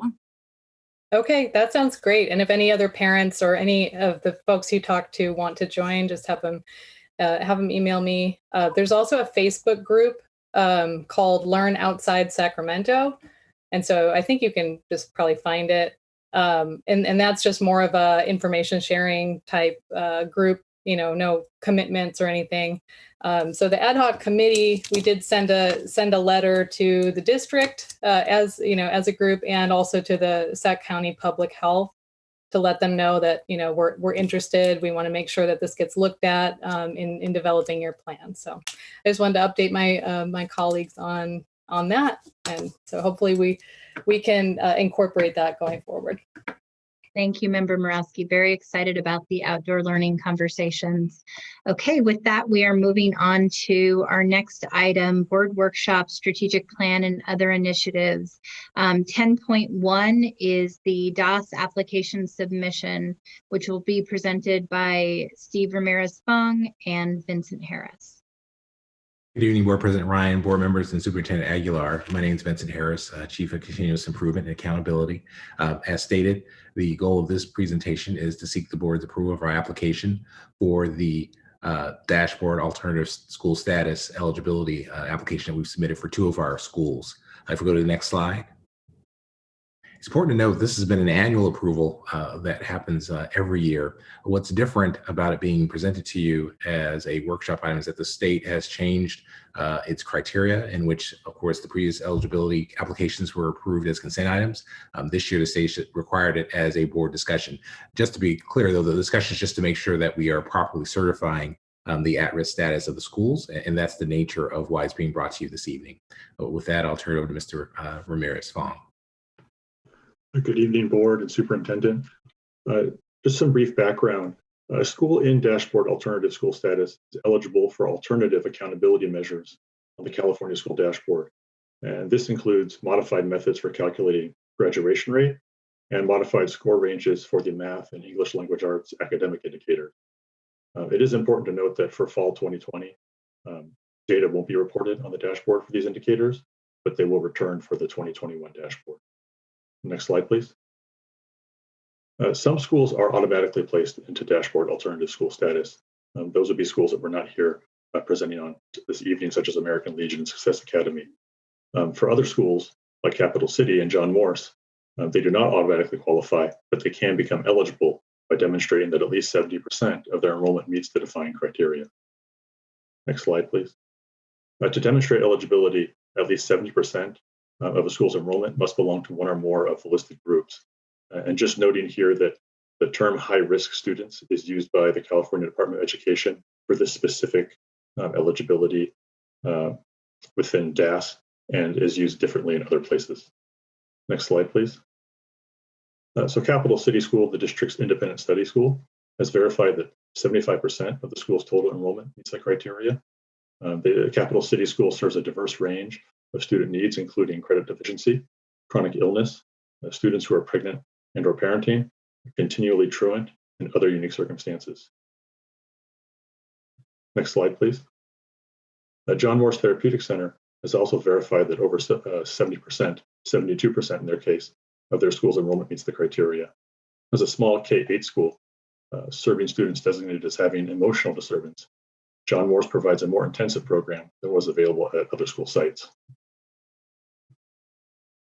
Following this meeting, we'll be submitting documentation of the board's verification of eligibility, as well as verification of the meeting itself to California, the California Department of Education.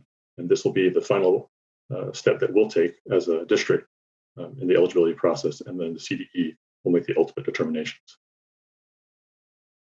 So we are recommending certification of both Capital City Schools and John Morse Therapeutic Center's DAS eligibility. Thank you. Great, thank you. Do we have any public comment? No, no public comment. Okay, do we have any board member comment? All right, Member Garcia? Just one quick question on Capital City. It's an independent study school, right? How may this distance learning model like impact that particular school? Does it? I will defer to the Principal Anne-Marie, who's here tonight, and can speak on that. Good morning, good afternoon, board members. So we're looking at the distant learning as very similar to what we already do, but we're obviously going to make it all virtual and not in person. We've been working extensively this summer to create the program that has the least impact on students accessing their teachers as well as the curriculum. And that is what we're working forward. So the only thing that we're really changing is the in-person. Everything else is going to be done through what the district has asked for through Google Classroom and Zoom meetings. Okay, for some reason I just thought something else would change, but it's just the mode of delivering the information will change to virtual and everything else will be the same. Yes, the structure and the curriculum and everything, how we do our program in 12-week increments is still going to stay the same. It'll probably be extended out a little bit at the beginning of the year just for some technological challenges that we're sure going to face with our students and our teachers. But for the most part, we're still going to do same program, just virtually. Thank you. You're welcome. All right. It doesn't look like we have any additional board member comments. Can I get a motion to approve? I'll move it. Second. Thank you. I have a motion and a second. All in favor, say aye. Aye. Gary, You have do we to need roll take call. Yes, can we have a roll call vote? Let's And take there's a a roll call vote. student preferential vote as well. Perfect.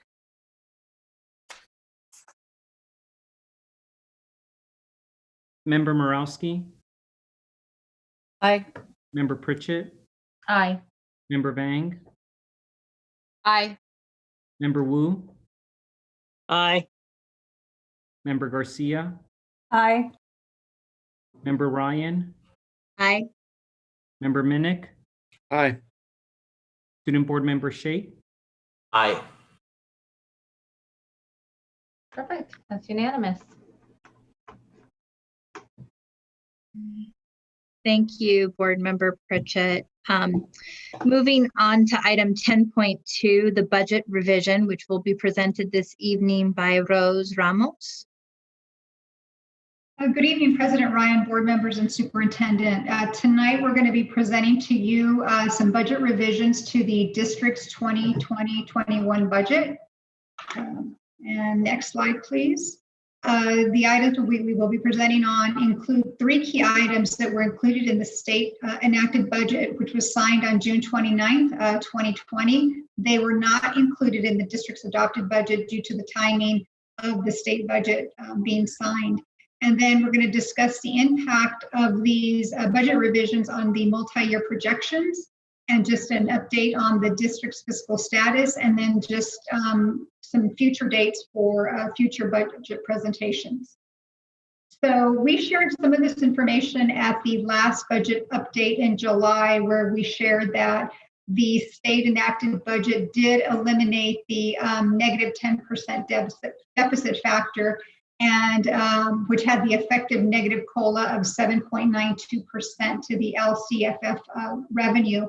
And instead, the state replaced that with a 0 COLA and increased the cash deferrals to offset that change in funding. Of course, this did have the impact of improving the district's projected revenue, but did impact negatively the cash deferrals.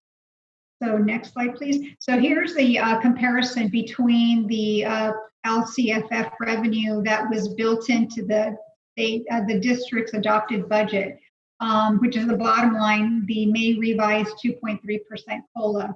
And then the top line above that, where it says 0% COLA, that is the new LCFF revenue that is projected for the budget year and the 2 out years based on the 0%. So it is an improvement. If we just go down to that third line there, the projected difference for this year is about 31.5 million. Next year about 31.8, and the third year 27.3 million. So that did provide some relief to the district's budget, certainly. Next slide, please. But as I mentioned earlier, the state did impose some additional cash deferrals. This to the tune of approximately 12 billion statewide.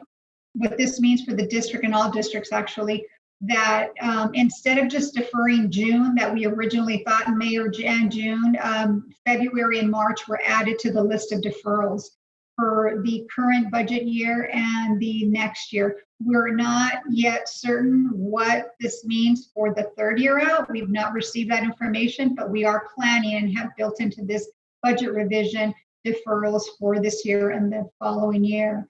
So for the district, this represents additional cash deferrals of approximately $36 million for this year and $30 million for the next year. And it does decrease our projected cash balance at 6/31/21 by $16 million for roughly a projected ending cash balance of negative $100 million. A huge number, I recognize that it's pretty large, but the deferrals are pretty significant that were imposed on by the state. And just a reminder, one of the comments that was included in the state enacted budget was that, in the event that the federal government does come through with a second wave of relief funding, that the state would attempt to start to back off on these deferrals and provide districts with some relief. And although that probably wouldn't be an ongoing solution, nonetheless, it will help the district and slow down our inevitable fiscal insolvency issue and allow the district time to find a solution to this fiscal issue. So the next slide is just a chart that shows the amount of the deferrals by year. So for February, the amount that's being deferred is 44.44%. That's being deferred all the way until November of the coming year. So that's about 9 months that we have to wait for that 14.2 million in cash. And then for the next year, we have to wait 9 months for 12.3 million. So we did this for each of the month of deferrals. I won't read them all off to you because they're all listed here. But as you can see for this year, for example, the state is holding on to about $110 million in cash that should be received in this year. So that's why it impacts the district so harshly in terms of really increasing that negative cash balance for the district. We were already struggling with the cash issue. This is just, making that situation far worse. So the next slide is just the same information, just in a graph form, just to show the impact quickly. So at a glance, anyone can see how this quickly erodes our cash balance and takes us into the negative. And again, these are projections, right? If there's changes to revenue, changes to expenses, it will certainly impact our outlook on our cash flow. And then the next slide is we're just providing an update. We also shared this information in July on the additional federal funds that we did receive. These are the one-time dollars. There was clarification in the state enacted budget on one of the funding. This one stayed the same. This is the first pop that we got in early March, or the first allocation. There was a 15.8 million. It has the same spending uses, and the time constraints have remained the same. In the next slide, we clarify that the spending date for a portion of the learning loss mitigation funds is different than the bulk of these funds.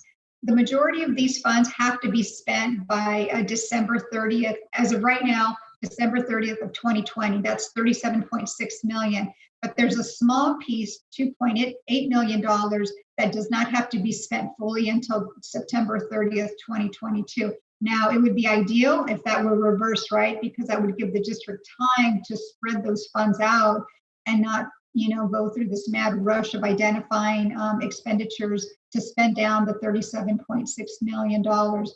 What also makes this a little bit challenging are a couple of things. One is that this is on a reimbursement basis only for new expenses. So it doesn't really help the district's ending fund balance in terms of addressing the deficit or addressing, that negative cash flow. We have to spend this money in order to earn it. And then the other thing is that the uncertainty of what our future is going to look like even 2 months from now. Are we going to come back to school physically? Are we going to stay out the whole year, the next 6 months? So that puts another spin on that challenge in terms of planning for how do we spend these funds? Do we stock up on additional distance learning materials or PPE equipment? And we certainly don't want to just rush out and just, buy a warehouse full of items that, we may not have a use for. So we've been pretty thoughtful about this. And I believe the superintendent may want to share some additional information on this slide before I advance to the next one. No, why don't we just continue, Ms. Rose, and then we'll talk about it during the question and answer piece. Okay, certainly. So this next slide is just the revised multi-year projections with these budget revisions that we're bringing before you for approval. And the impact is still, as I stated earlier, it's not necessarily positive just because of the one-time money. We are still looking at, that huge deficit. And this year we will make our 2% reserve, but we will have cash challenges. And again, we're still projecting that for the next 2 years that we will not be able to make our 2% reserve, and we will end with a negative ending fund balance. One other item that is not in these slides, and my apologies, I should have noted it, is that we have not yet closed the books for 1920. So as we all know that once those books are closed, that changes our beginning fund balance. And what we've seen in the last few years is that, you typically do not spend 100% of your budget. There is some savings that's captured, and we do anticipate to see some of those, a little bit of those savings in the unrestricted side under the operational expenses, because we were not, in session the full year. Not sure yet what that number looks like. Staff is working on closing the books now. So just keep that in mind, that you will see a revised beginning fund balance in September. So the next slide is just simply our fiscal status. Of course, because we have we are not able to meet our requirement for the 2 out years, it does remain negative. And then we start to, based on these numbers, start to have some serious cash flow issues starting in February 2021. And of course, running out of cash means fiscal insolvency and needing to take a state loan. And again, depending on how we end the year, if we end positive enough, it may push that February date to March, April. We're not sure until we see that. And again, if the state comes through with additional revenue because they get additional relief, that may also have the impact of pushing that negative cash flow out a few months, or maybe 6 months. And although that doesn't resolve our issue, again, it buys the district time in terms of being able to find a solution and implementing one possibly for ongoing basis mid-year or perhaps the following year. And then our next slide is simply our next budget dates that you can expect to see updated information. That would be in September when we present the year-end financial statements, which are referred to as the unaudited actuals. And then in October, per the letter that we did receive from SCOE, like we do because our budget is negative, that we are required to submit a formal revised budget by that October 8th deadline, and which we will begin working on as well. Another item that's not on here that I just wanted to bring to your attention is that we are tracking cash flow now monthly. We are looking at it, comparing our actuals to our budget just to see how we're coming in compared to what we anticipated, just so we can catch any, anything that looks, any strange variances or unusual activity a lot sooner. And because we have to, right? If we're at risk of running out of cash soon, we need to be prepared for that. And actually will allow us to really monitor cash a little bit closely. So that's basically it in terms of the budget revisions that we're bringing for approval tonight. And now we can open it up to questions. Thank you, Rose. As always, you do a phenomenal job taking very complex information and making it relatable and accessible for the board and the public. Do we have any public comments on this item? No public comment. So we're going to go ahead and take board member questions and comments. I'm just going to remind everyone that we are about an hour and 40 minutes behind schedule right now.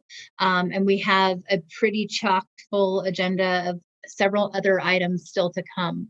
So if you can keep your comments and questions brief, and I'll take hands for questions now.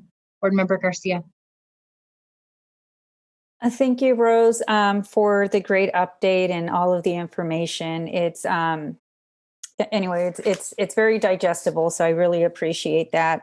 I do have a question about the exemption available to districts that, to me, Sac City would fit that sort of definition of or meet the eligibility for the exemption.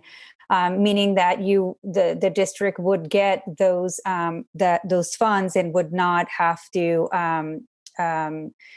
those funds would not have to be deferred. So it would avoid the district having to get a loan, which means that it costs money, right? So wondering, has the district explored what that criteria would be, and just making sure that it meets the that exemption?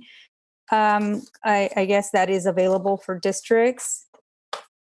Yes, we have, Member Garcia. It's a really good question. We just had that discussion again today. We've been talking with SCOE about this and doing the research and reading the ed code.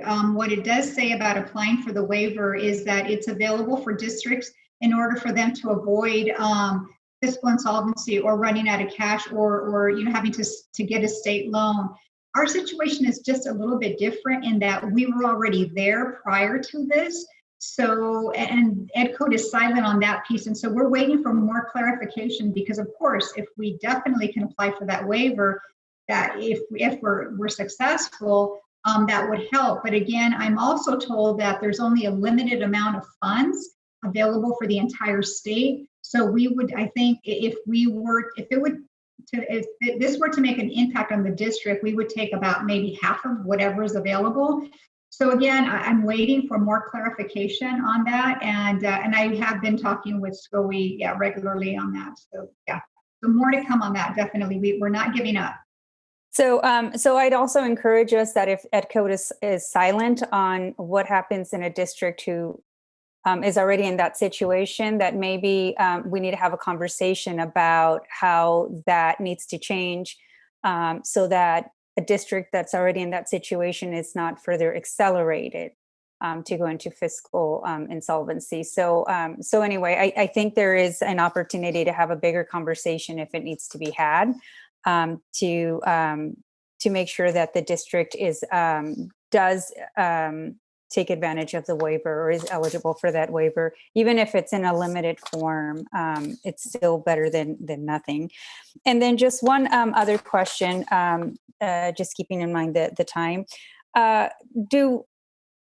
Do you anticipate using some of these one-time dollars maybe for purchasing textbooks? I have heard from some parents in my community that they are concerned about students spending so much time on Zoom or electronics, and maybe accelerating the purchase of textbooks if necessary, whether they're existing textbooks or textbooks that need to be adopted, so that those textbooks can then go to the students, and then the teachers can, even in a distance learning environment or a blended environment, can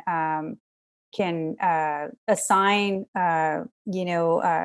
can assign from those textbooks, but the students not necessarily having to be online all the time. So I just wanted to provide that as feedback and just ask the question to see if those conversations are happening. Yeah, they may be. And would you mind if I asked our Chief Academic Officer, Christine, if you could comment on that? Sure.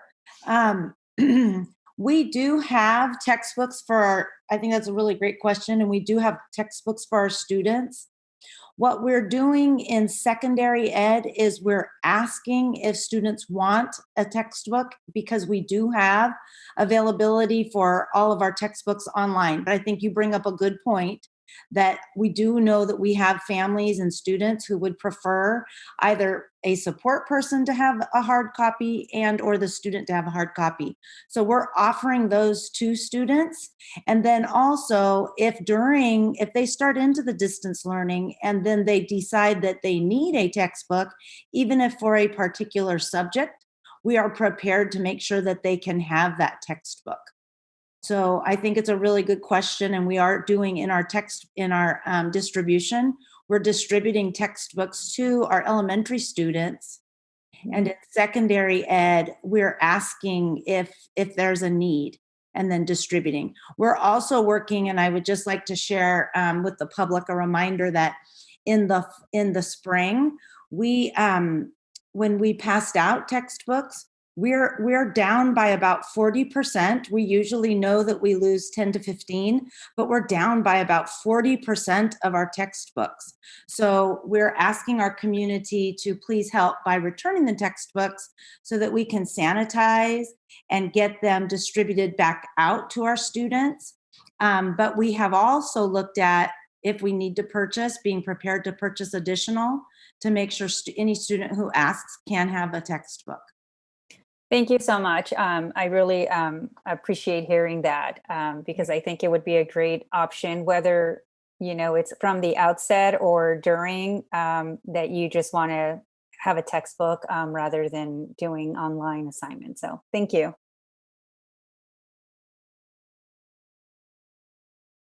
Oh, I'm sorry, I was on mute. Thank you, Board Member Garcia. Board Member Minnick. Thank you.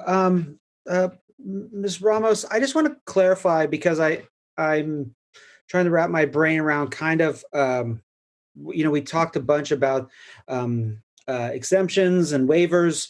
Did I understand correctly when you talked about the negative cash flow into February, that if we, for some reason, do not qualify for these opportunities, or if there isn't enough funding available from the state, that we're now identifying February as our point where we would run out of cash? Did I understand that correctly?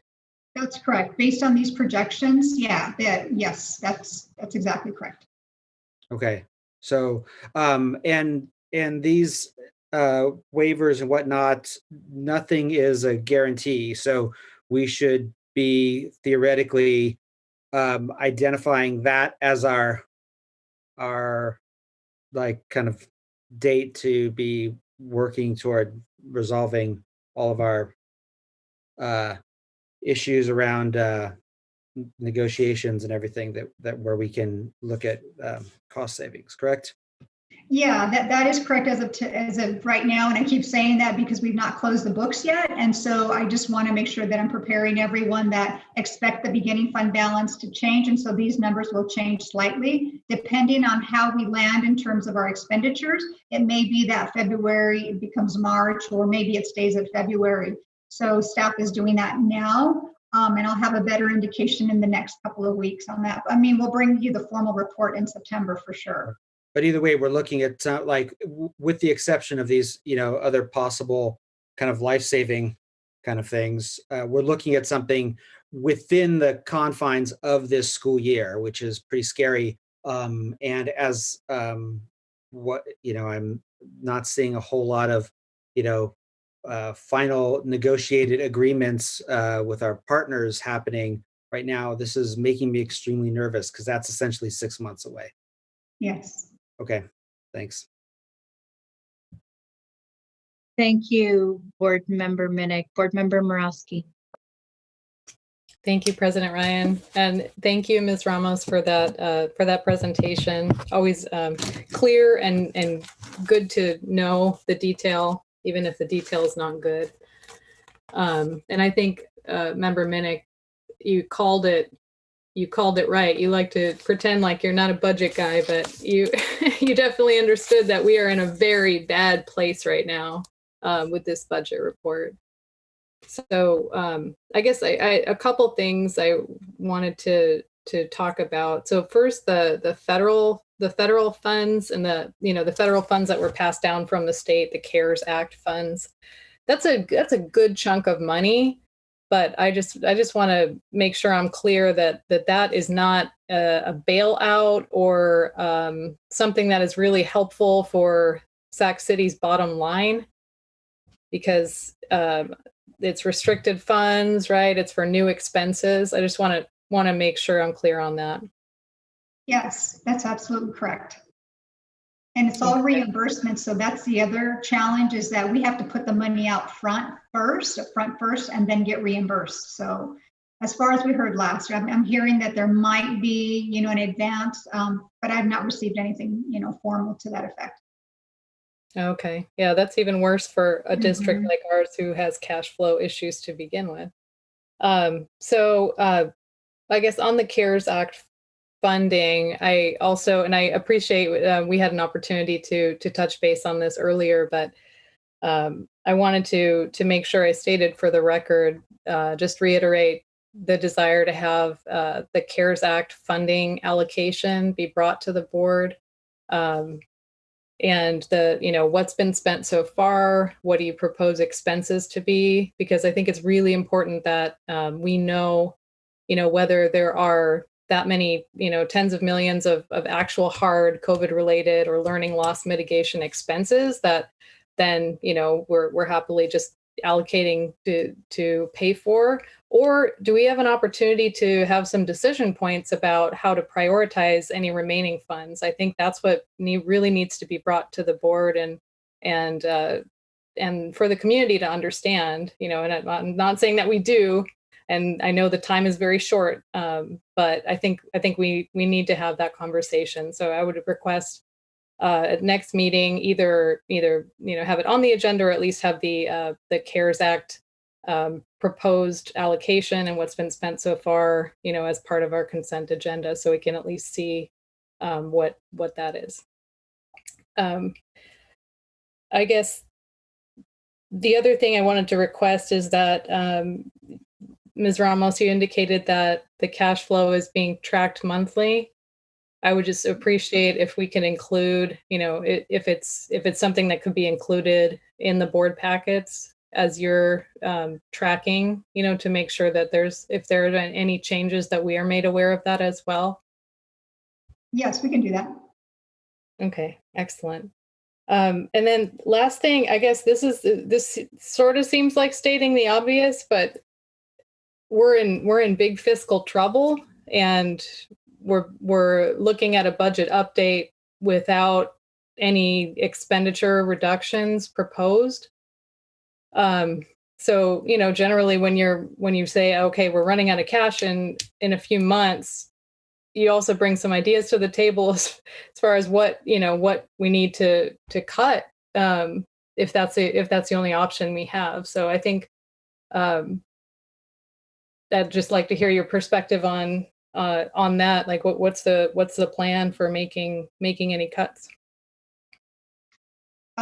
Well, we have not yet identified anything specifically, but we brought some ideas. I think it was last spring, and so we've not really taken action to implement those. And we can certainly, I suppose, bring some back. Superintendent, I think you're trying to comment too. Yeah. Thank you, Ms. Rose, and thank you for raising that concern, Member Morawski. We are still committed to what we've been saying all along, as we have provided updates to the board around the need for us to include some of the savings that we have identified as part of our negotiations process, that we've been very clear with the board about. But again, your point is a fair one. We will have to start looking at that more deeply and engaging our Board of Education in that discussion as well. And one of the things that I do want to make sure that we discuss is whether there's anything else that the board would ask of us in terms of vetting and verifying the information that was presented this evening. Of course, you know that because of SCOE stay and rescind authority, this is information that had to go through SCOE, that they have vetted and verified this information. But I do know and won't disregard that there are questions that people raise and narratives about our budget challenges. And so I would welcome any guidance or feedback that the board might have as you engage with constituents throughout our community, as to how do we make sure that we are more clear and can speak with a great accuracy that in fact what you have said, what Member Minnick have said, is exactly the situation that we face over the course of the next few months, because that is something that has been a challenge for us, I think, here in Sac City Unified. So any ideas that you might have, I think we have already gone through this process with many stakeholders that I think are very independent, who have verified this information. And so today, the information is not anything that is different than what we have presented, except that we are getting closer to that date, and we will have to bring back and have some of those very difficult discussions. Okay. Superintendent. Sorry, go ahead. I would just ask that we do that as soon as possible, because the sooner we act, the more options we have, and the less painful it will be. But I think we have no choice. We can't go over the cliff, and we can't wait. And we just need to know, and especially given the situation's changed in terms of what districts are even able to do to reduce expenses. I think we need a better picture of what is actually even on the table. Thanks. I do, Superintendent, want to remind the board, and maybe it merits having Superintendent Gordon and our fiscal advisor, Terry Ryland, come and speak with the board again, because these options that we have before us will decimate our student services and our ability to meet the needs of students. And so we have negotiated options, and then we have everything else. We know how dire those choices are. I think, something that puts it in perspective for me is we want the menu of options, but then when things like parent participation preschool get talked about being eliminated, it is absolutely catastrophe. And so, there is, I think, a recognition that if we value services to students, if we value enrichment that is not subpar, that is on par with what we see in neighboring districts, we have very few options that are not painful options that will gravely impact the most vulnerable students among us. And I know that that has been consistently what our fiscal advisor has said and what Superintendent Gordon has said. I think it would be helpful to hear from them again. I also just want to, ask Rose to respond to the question. So, we're in a better fiscal position than we were based upon the May revise in terms of the LCFF revenue projections. We have been able to benefit from some cash deferrals, which we know does not get us out of the red. And we're slowing down the potential of insolvency, but you have said, potentially we run out of cash as soon as February. And so how do you respond to the criticism or the narrative that's in the public that, we consistently project a deficit and then end up with a surplus? I know that we have a multi-year budget projection that still fails to meet the state legally mandated 2% reserves. But can you, in layman's terms, explain that for the public once again? Sure, I'll try my best to do that briefly. One is that we are not necessarily always in control of our budget based on what we plan that we're going to spend and we're going to receive from the state. We've seen that this year was a really good example. You saw the fluctuation in the projected revenue that we thought we were going to get from the state in January. COVID happened, it changed, and then changed again. And we provided 3 scenarios of, if it's this one, this is what it's going to look like. And if it's this one, this is what it's going to look like. And that can be very confusing, and it could also create, some kind of distrust among the public that, we don't know what the numbers are, they're so different. But it's not because we don't know, it's because we really don't know what the state is going to give us. The other factor that plays a role in this as well is that you can plan the year to spend X amount of dollars on staffing. Things don't always work out according to plan. You may have delayed there may be reasons that might delay the hiring, so you'll have some savings there. And the same is true for expenses.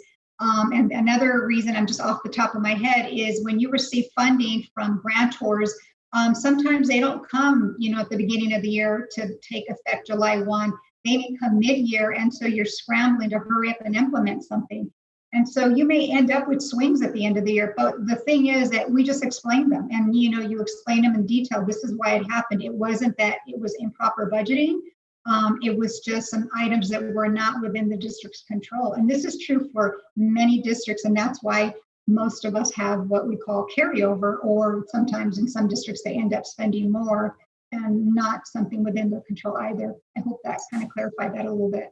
So thank you, Ms. Ramos. So you did talk about kind of the uncertainty of what we believe we will get with the state revenue streams. But I think this other point that you bring up is so important, which is if we were to budget down to the dollar, it would potentially be disastrous if revenue does not materialize at the projected levels as adjustments are made throughout the budget process.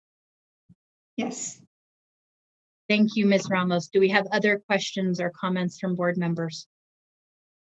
Looks like we have none. So we're going to be taking action on this item. First, I want to ask for an extension. We're going to need to extend the board meeting past 10:30 p.m. So I'm going to ask for an extension to 11:30 at this time. If we don't use it, I will be thrilled, but I think potentially we will. Okay, thank you. And do we have all those in favor? Aye. Aye. Okay. Aye.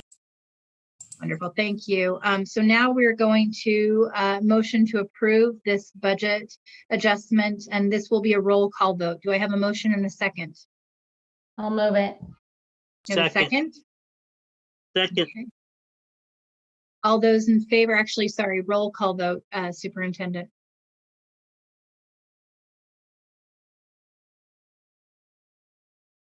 You're on mute.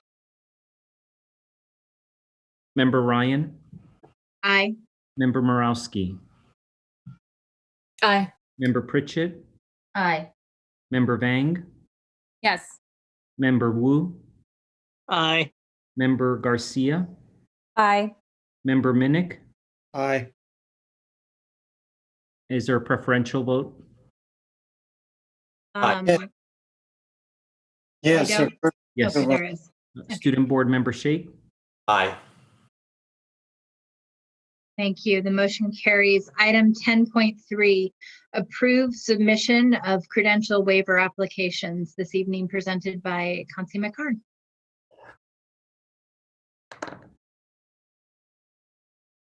Good afternoon, good evening. It's late. Hello, Board President Ryan, members of the board, and Superintendent Aguilar. This item, as well as the next one, is going to be presented by our credential auditor, Tammy Mora, and then we will be available for questions.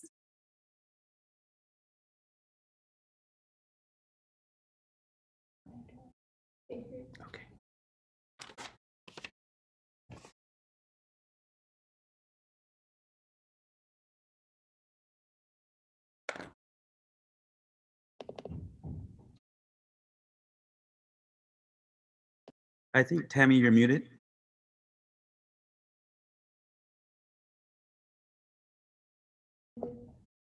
Ms. McCarn, we can't hear. You can't hear? Okay. Can you just turn it up a little?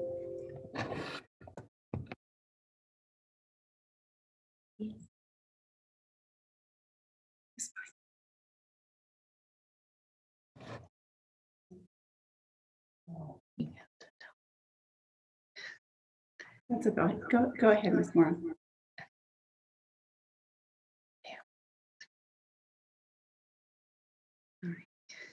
Should I start over? EDCO provides an opportunity for districts to waive a portion of credential requirements in order to allow educators a little more time to complete their credential requirements. In order to submit credential waiver applications for certificated employees in need, CTC, the Commission on Teacher Credentialing, requires a public notice process and board approval prior to submission of any waiver applications. This is why we're here this evening. Next slide. Here are the data trends of credential waiver requests for our district over the last few years. Note that at this point, there are just 2 so far this year. We are continuously working with our employees to meet their credential requirements. Next slide. I'm on 10.3. They have up 10.4. Okay. Next slide. This year, the applicants are CTE teachers, currently working on meeting their CTC requirements in order to obtain their English language authorization. Next slide. The 2 waivers requested this evening will allow these 2 teachers the additional time needed in order to complete their English language authorization credential requirements while they continue to work with our students. Next slide.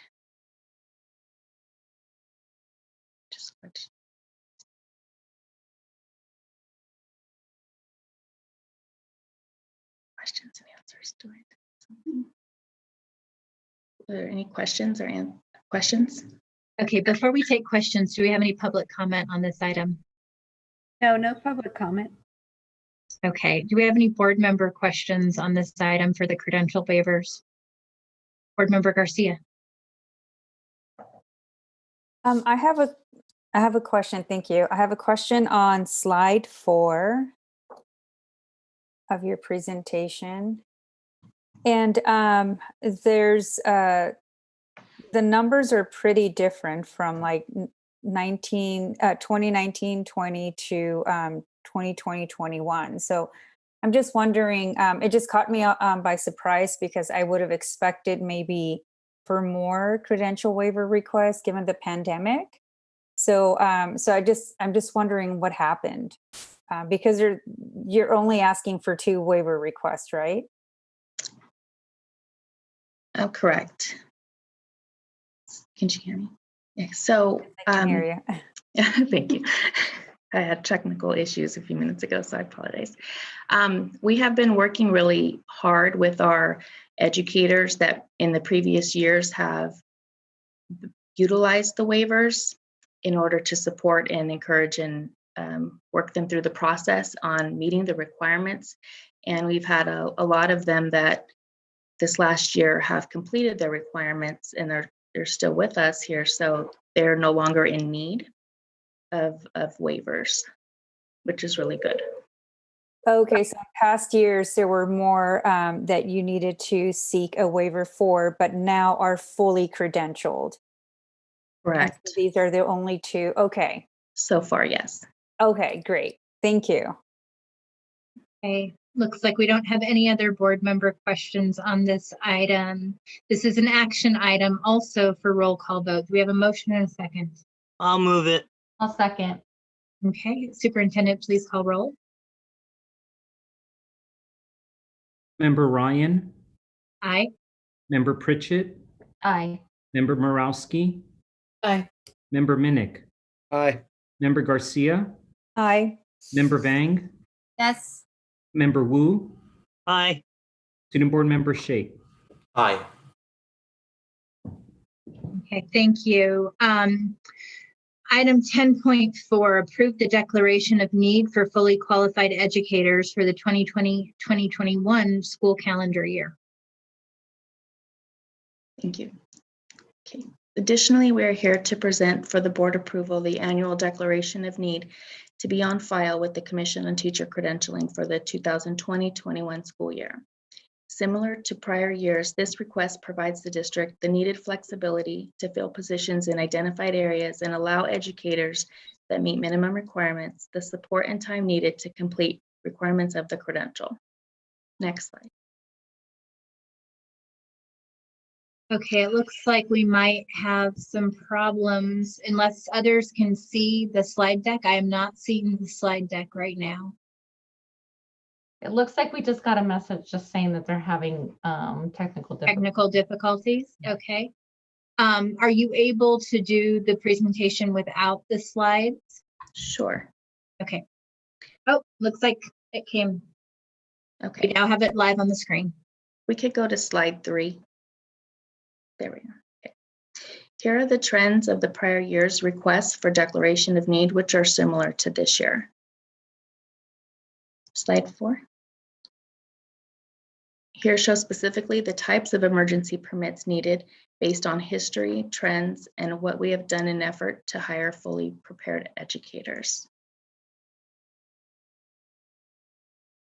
Next. Are there any questions?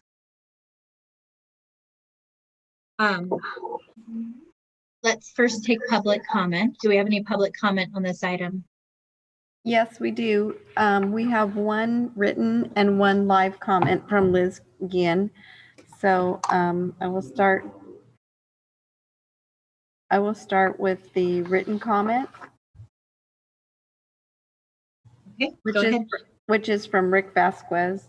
And it says, I would like to see more of a focus on getting fully qualified educators prior to the school year every year so the district may limit what my child and her cohort of classmates lived at Hiram Johnson for math and Spanish last year, which was 2 teacher vacancies to start off their first year of high school.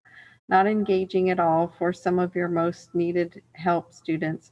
This creates negative feeling toward the school site. I thought the basics of an education would start with a fully qualified teacher. Without that, we won't get anything done. Don't tell me otherwise, as we just lived it. Please quit the merry-go-round of failing the most needed help school sites. Johnson has had at least 16 teacher vacancies make it onto the SARC report the last 5 years, and that is just the number on paper. The actual number of persons put in front of students is higher. As for math, my daughter had 8 teachers in 1 year, but counts as only 1 teacher vacancy. The 8th teacher blamed my child for not being engaged in distance learning. All I wanted was some empathy when I let her know the situation this year, but she was too good for that. We are asking for 77 permits in total, at least 77 positions, and hundreds of students will not be serviced in the same manner as others. The district is pushing equity, but you can't even get all our kids fully credentialed teachers. There will never be equity until this happens. I believe many of these permits will be used at your struggling sites that have students that don't have time to wait for fully credentialed teachers, just as we have lived at Johnson. There's 27 teacher-related positions on the website right now. Are those jobs included in the 77 permits? Those hires will not have much time to get ready for the school year, and some of those positions will likely start the year off with substitutes. And then we have the live comment from Liz Guillen, but it looks like she is no longer online. Oh, I'm here. Oh, wait, here she is. Sorry. Hello. Hi, this is Liz Guillen with Public Advocates. Thank you for turning to public comment.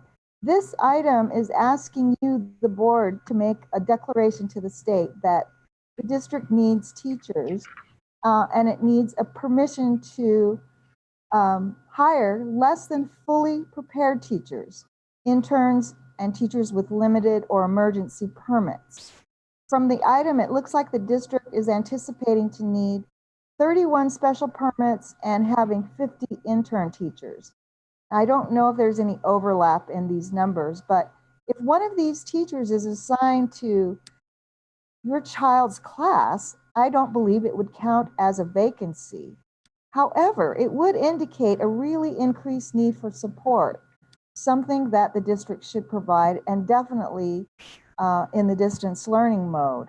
It's important to understand that intern teachers tend to be collectively placed at some of the lowest performing schools, at some of the hardest to staff schools, and some of the hardest to teach subjects with students who would be considered our priority students. And the same is true for teachers with even less training, those with emergency permits. Under the state's plan, under the federal government, an inequitable distribution of teachers is one that the county offices of ed can raise when they provide assistance to low-performing schools. I request that the board make sure that this issue be a part of the review by the county and the collaborative. Why the district has so much problem with this issue of vacancies and special permits, because it is essential to the foundational first teaching that it speaks about in its plan to return to school. Thank you. Thank you, Ms. Guillen. So at this point, we will take board member questions and comments. I do want to ask Kansi, I know that we're at a level consistent with last year in terms of the necessity for this permit, but I do want to ask you if you can provide a simple explanation of the hiring practices that make it difficult to be able to recruit early enough in order to fill these positions with fully credentialed teachers. Sure, and just a couple of things. This declaration of need is for the entire year, just in case we need them to be able to fill vacancies.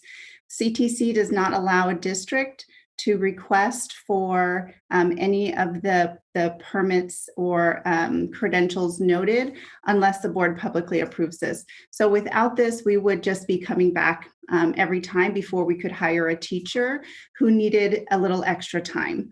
And in some cases, it is, and like you just saw and approved in the waivers, those teachers completed the initial level of their credential, their preliminary levels, and part of clearing their credentials includes this additional component, so they need more time to complete it. Those are the two waivers that you just saw. So the declaration of need does not speak necessarily to current vacancies.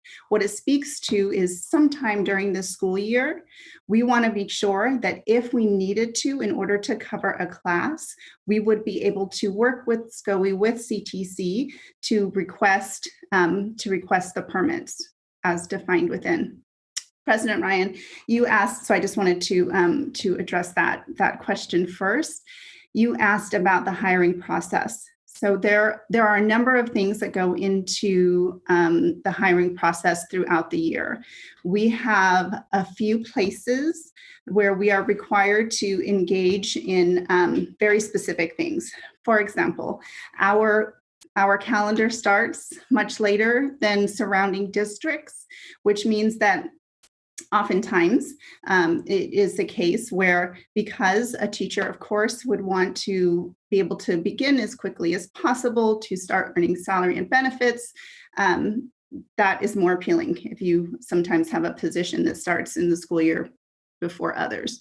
So that is a component. Additionally, throughout the interview process, we are limited in the number of applicants that we can send forward for positions. For example, if there are 20 applicants for a position, we send forward 7 applicants, depending on the time of year, at most 7. So there are a number of things that add into it. What I will say is that we have been focusing on this very specifically because we did not want to start the school year like we started last school year.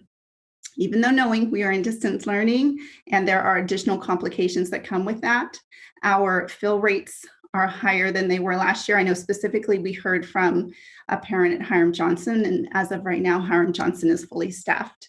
And I say as of right now because teachers also have the ability, should they choose, to apply for other positions and vacate in between now and the start of school year. So it is a little bit ongoing and a little bit rotational. I hope that answers your question. No, thank you for that very clear explanation. I appreciate that. Okay, do we have any other board member questions or comments? Board Member Garcia. Thank you. That was very helpful. I just 2 more questions. Just how do we compare to other districts? I know you talked about when we start the school year, that impacts the hiring process. So I'm just wondering, how do we rank compared to others in approving these declarations at the beginning of the year? Well, I will say that taking a declaration of need before a board to start the year is not an unusual practice, especially in the very hard to fill positions such as special education and others. Districts want to provide themselves with a blanket, with the ability to be able to send to CTC, hire a teacher knowing that they are working on their intern credential, let's say, or they potentially have everything they need, as we saw with our CTE teachers, but we know that they will need an additional piece, or perhaps they're from out of state and they have a year to take the CBEST in a typical year, and will need time to do that. So this allows the district to say, we are going to support you, and we do have a new teacher support department that has an induction program that provides support previously to preliminary credential holders, but also to student teachers and also to interns, to individuals newly in the field and in our system. So it is the opportunity. So it's not to say that all of these will be used. It's to say, here's what we would like to have in case needed. Otherwise, coming back to you each and every board meeting, and we wouldn't be able to apply until we had the approval. As you saw in Ed Code, that is part of it. District has to be able to have this on file and approved at a public meeting before any submissions could be made to CTC. So it would further reduce our ability to staff timely. So I appreciate the clarification that it's kind of like a pre-planning tool so that you're ready to go when you need to. But in terms of the number that is identified, the presentation I had was like at 77. So how do we compare in terms of that number? Because it's consistent, right, from year to year. So do we are we kind of aligned with other school districts that also have in the 70s year after year? So I just wanted to gauge from that perspective. Yeah, we will have to follow back up with you on the actual number that other districts submit as they engage in their annual declaration of need practice. So that is something we can follow up with and provide you at a later time. Thank you. And I'm glad to hear about that induction program because they're critical to supporting teachers early in their career and for retention, right? So, so glad to hear about that. Thanks. Sorry, thank you. Looks like that was all our board member comments and questions. Oh, board member Pritchett, I keep on missing the left side of the screen. That's okay. I was just gonna move this Oh, on. okay. Do we have a second? Second. All those, oh, and this is also a roll call vote. Please, Superintendent, call roll. Member Ryan, Aye. Member Pritchett, Aye. Member Morowski, Aye. Member Minnick, Aye. Member Garcia, Aye. Member Vang, Yes. Member Wu, Aye. Student Board Member Shake. Aye. Perfect. Thank you. The motion carries. We're moving on to our next item, which is the consent agenda. Because we were unable to get to one of the items in closed session, we will need to pull item 11.1 P, which was around a staff recommendation for expulsion from the consent agenda. Do we have a motion? And President, excuse me, there is one public comment on item 11.1I, the CONAP. Okay. It is from the DLAC, Yova Ayaya Santa Maria, Liana Sanchez, and Vilia Mercado. And it says consolidated application was presented to DLAC at a special meeting on August 18, when the Director of State and Federal Funding solicited multilingual for a meeting with DLAC late July. Due to an impending timeline, we encourage the Director of State and Federal Funding to host a special meeting with the support of multilingual to coordinate language accessibility and advertising to all DLAC members. However, our members did not receive notice of this meeting from multilingual or the Director of State and Federal Funding, and without our members in attendance, DLAC Council was not comfortable moving forward. The Director of State and Federal Funding is invited to present at our September DLAC meeting so that our members have the opportunity to participate in the CONAP review presentation. It should be noted that DLAC had repeatedly reached out to the Director of State and Federal Funding to present the CONAP during the 2019 to 2020 school year, and so participation was confirmed by the multilingual director and CONAP was included on December's DLAC agenda, nobody showed up to present. Thank you, Ms. Moretti. With that, I will move this item with removal of the item. I think we have a board member comment. Board Member Garcia. Yes, thank you. I just wanted to make a brief comment on agenda item 11.1C relating to the uniform complaints and the reporting. Just that if these types of items will be in the consent part of the agenda, we need more background in terms of what the issue was for the complaint and how it was resolved. Otherwise, it's just it just doesn't tell me very much. So it's just a request I've already submitted to the superintendent. So thank you. Thank you very much. Okay. So with that, we will do a board roll call vote. Let's start with our student preferential vote, and then superintendent, please call roll. Student Board Member Shake. Aye. Member Ryan. Aye. Member Pritchett. Aye. Member Morowski. Aye. Member Minnick. Aye. Member Garcia. Aye. Member Vang. Yes. Member Wu. Aye. Thank you. The motion carries. Item 12.0, business and financial information and reports. Receive business and financial information and reports, including the purchase order reports. I do want to ask, based on Rose Ramos's presentation tonight, that we add to the receipt of business and financial reports the monthly cash flow statement moving forward. I think that would be extremely helpful to keep our eye on the ball as we try to avoid insolvency.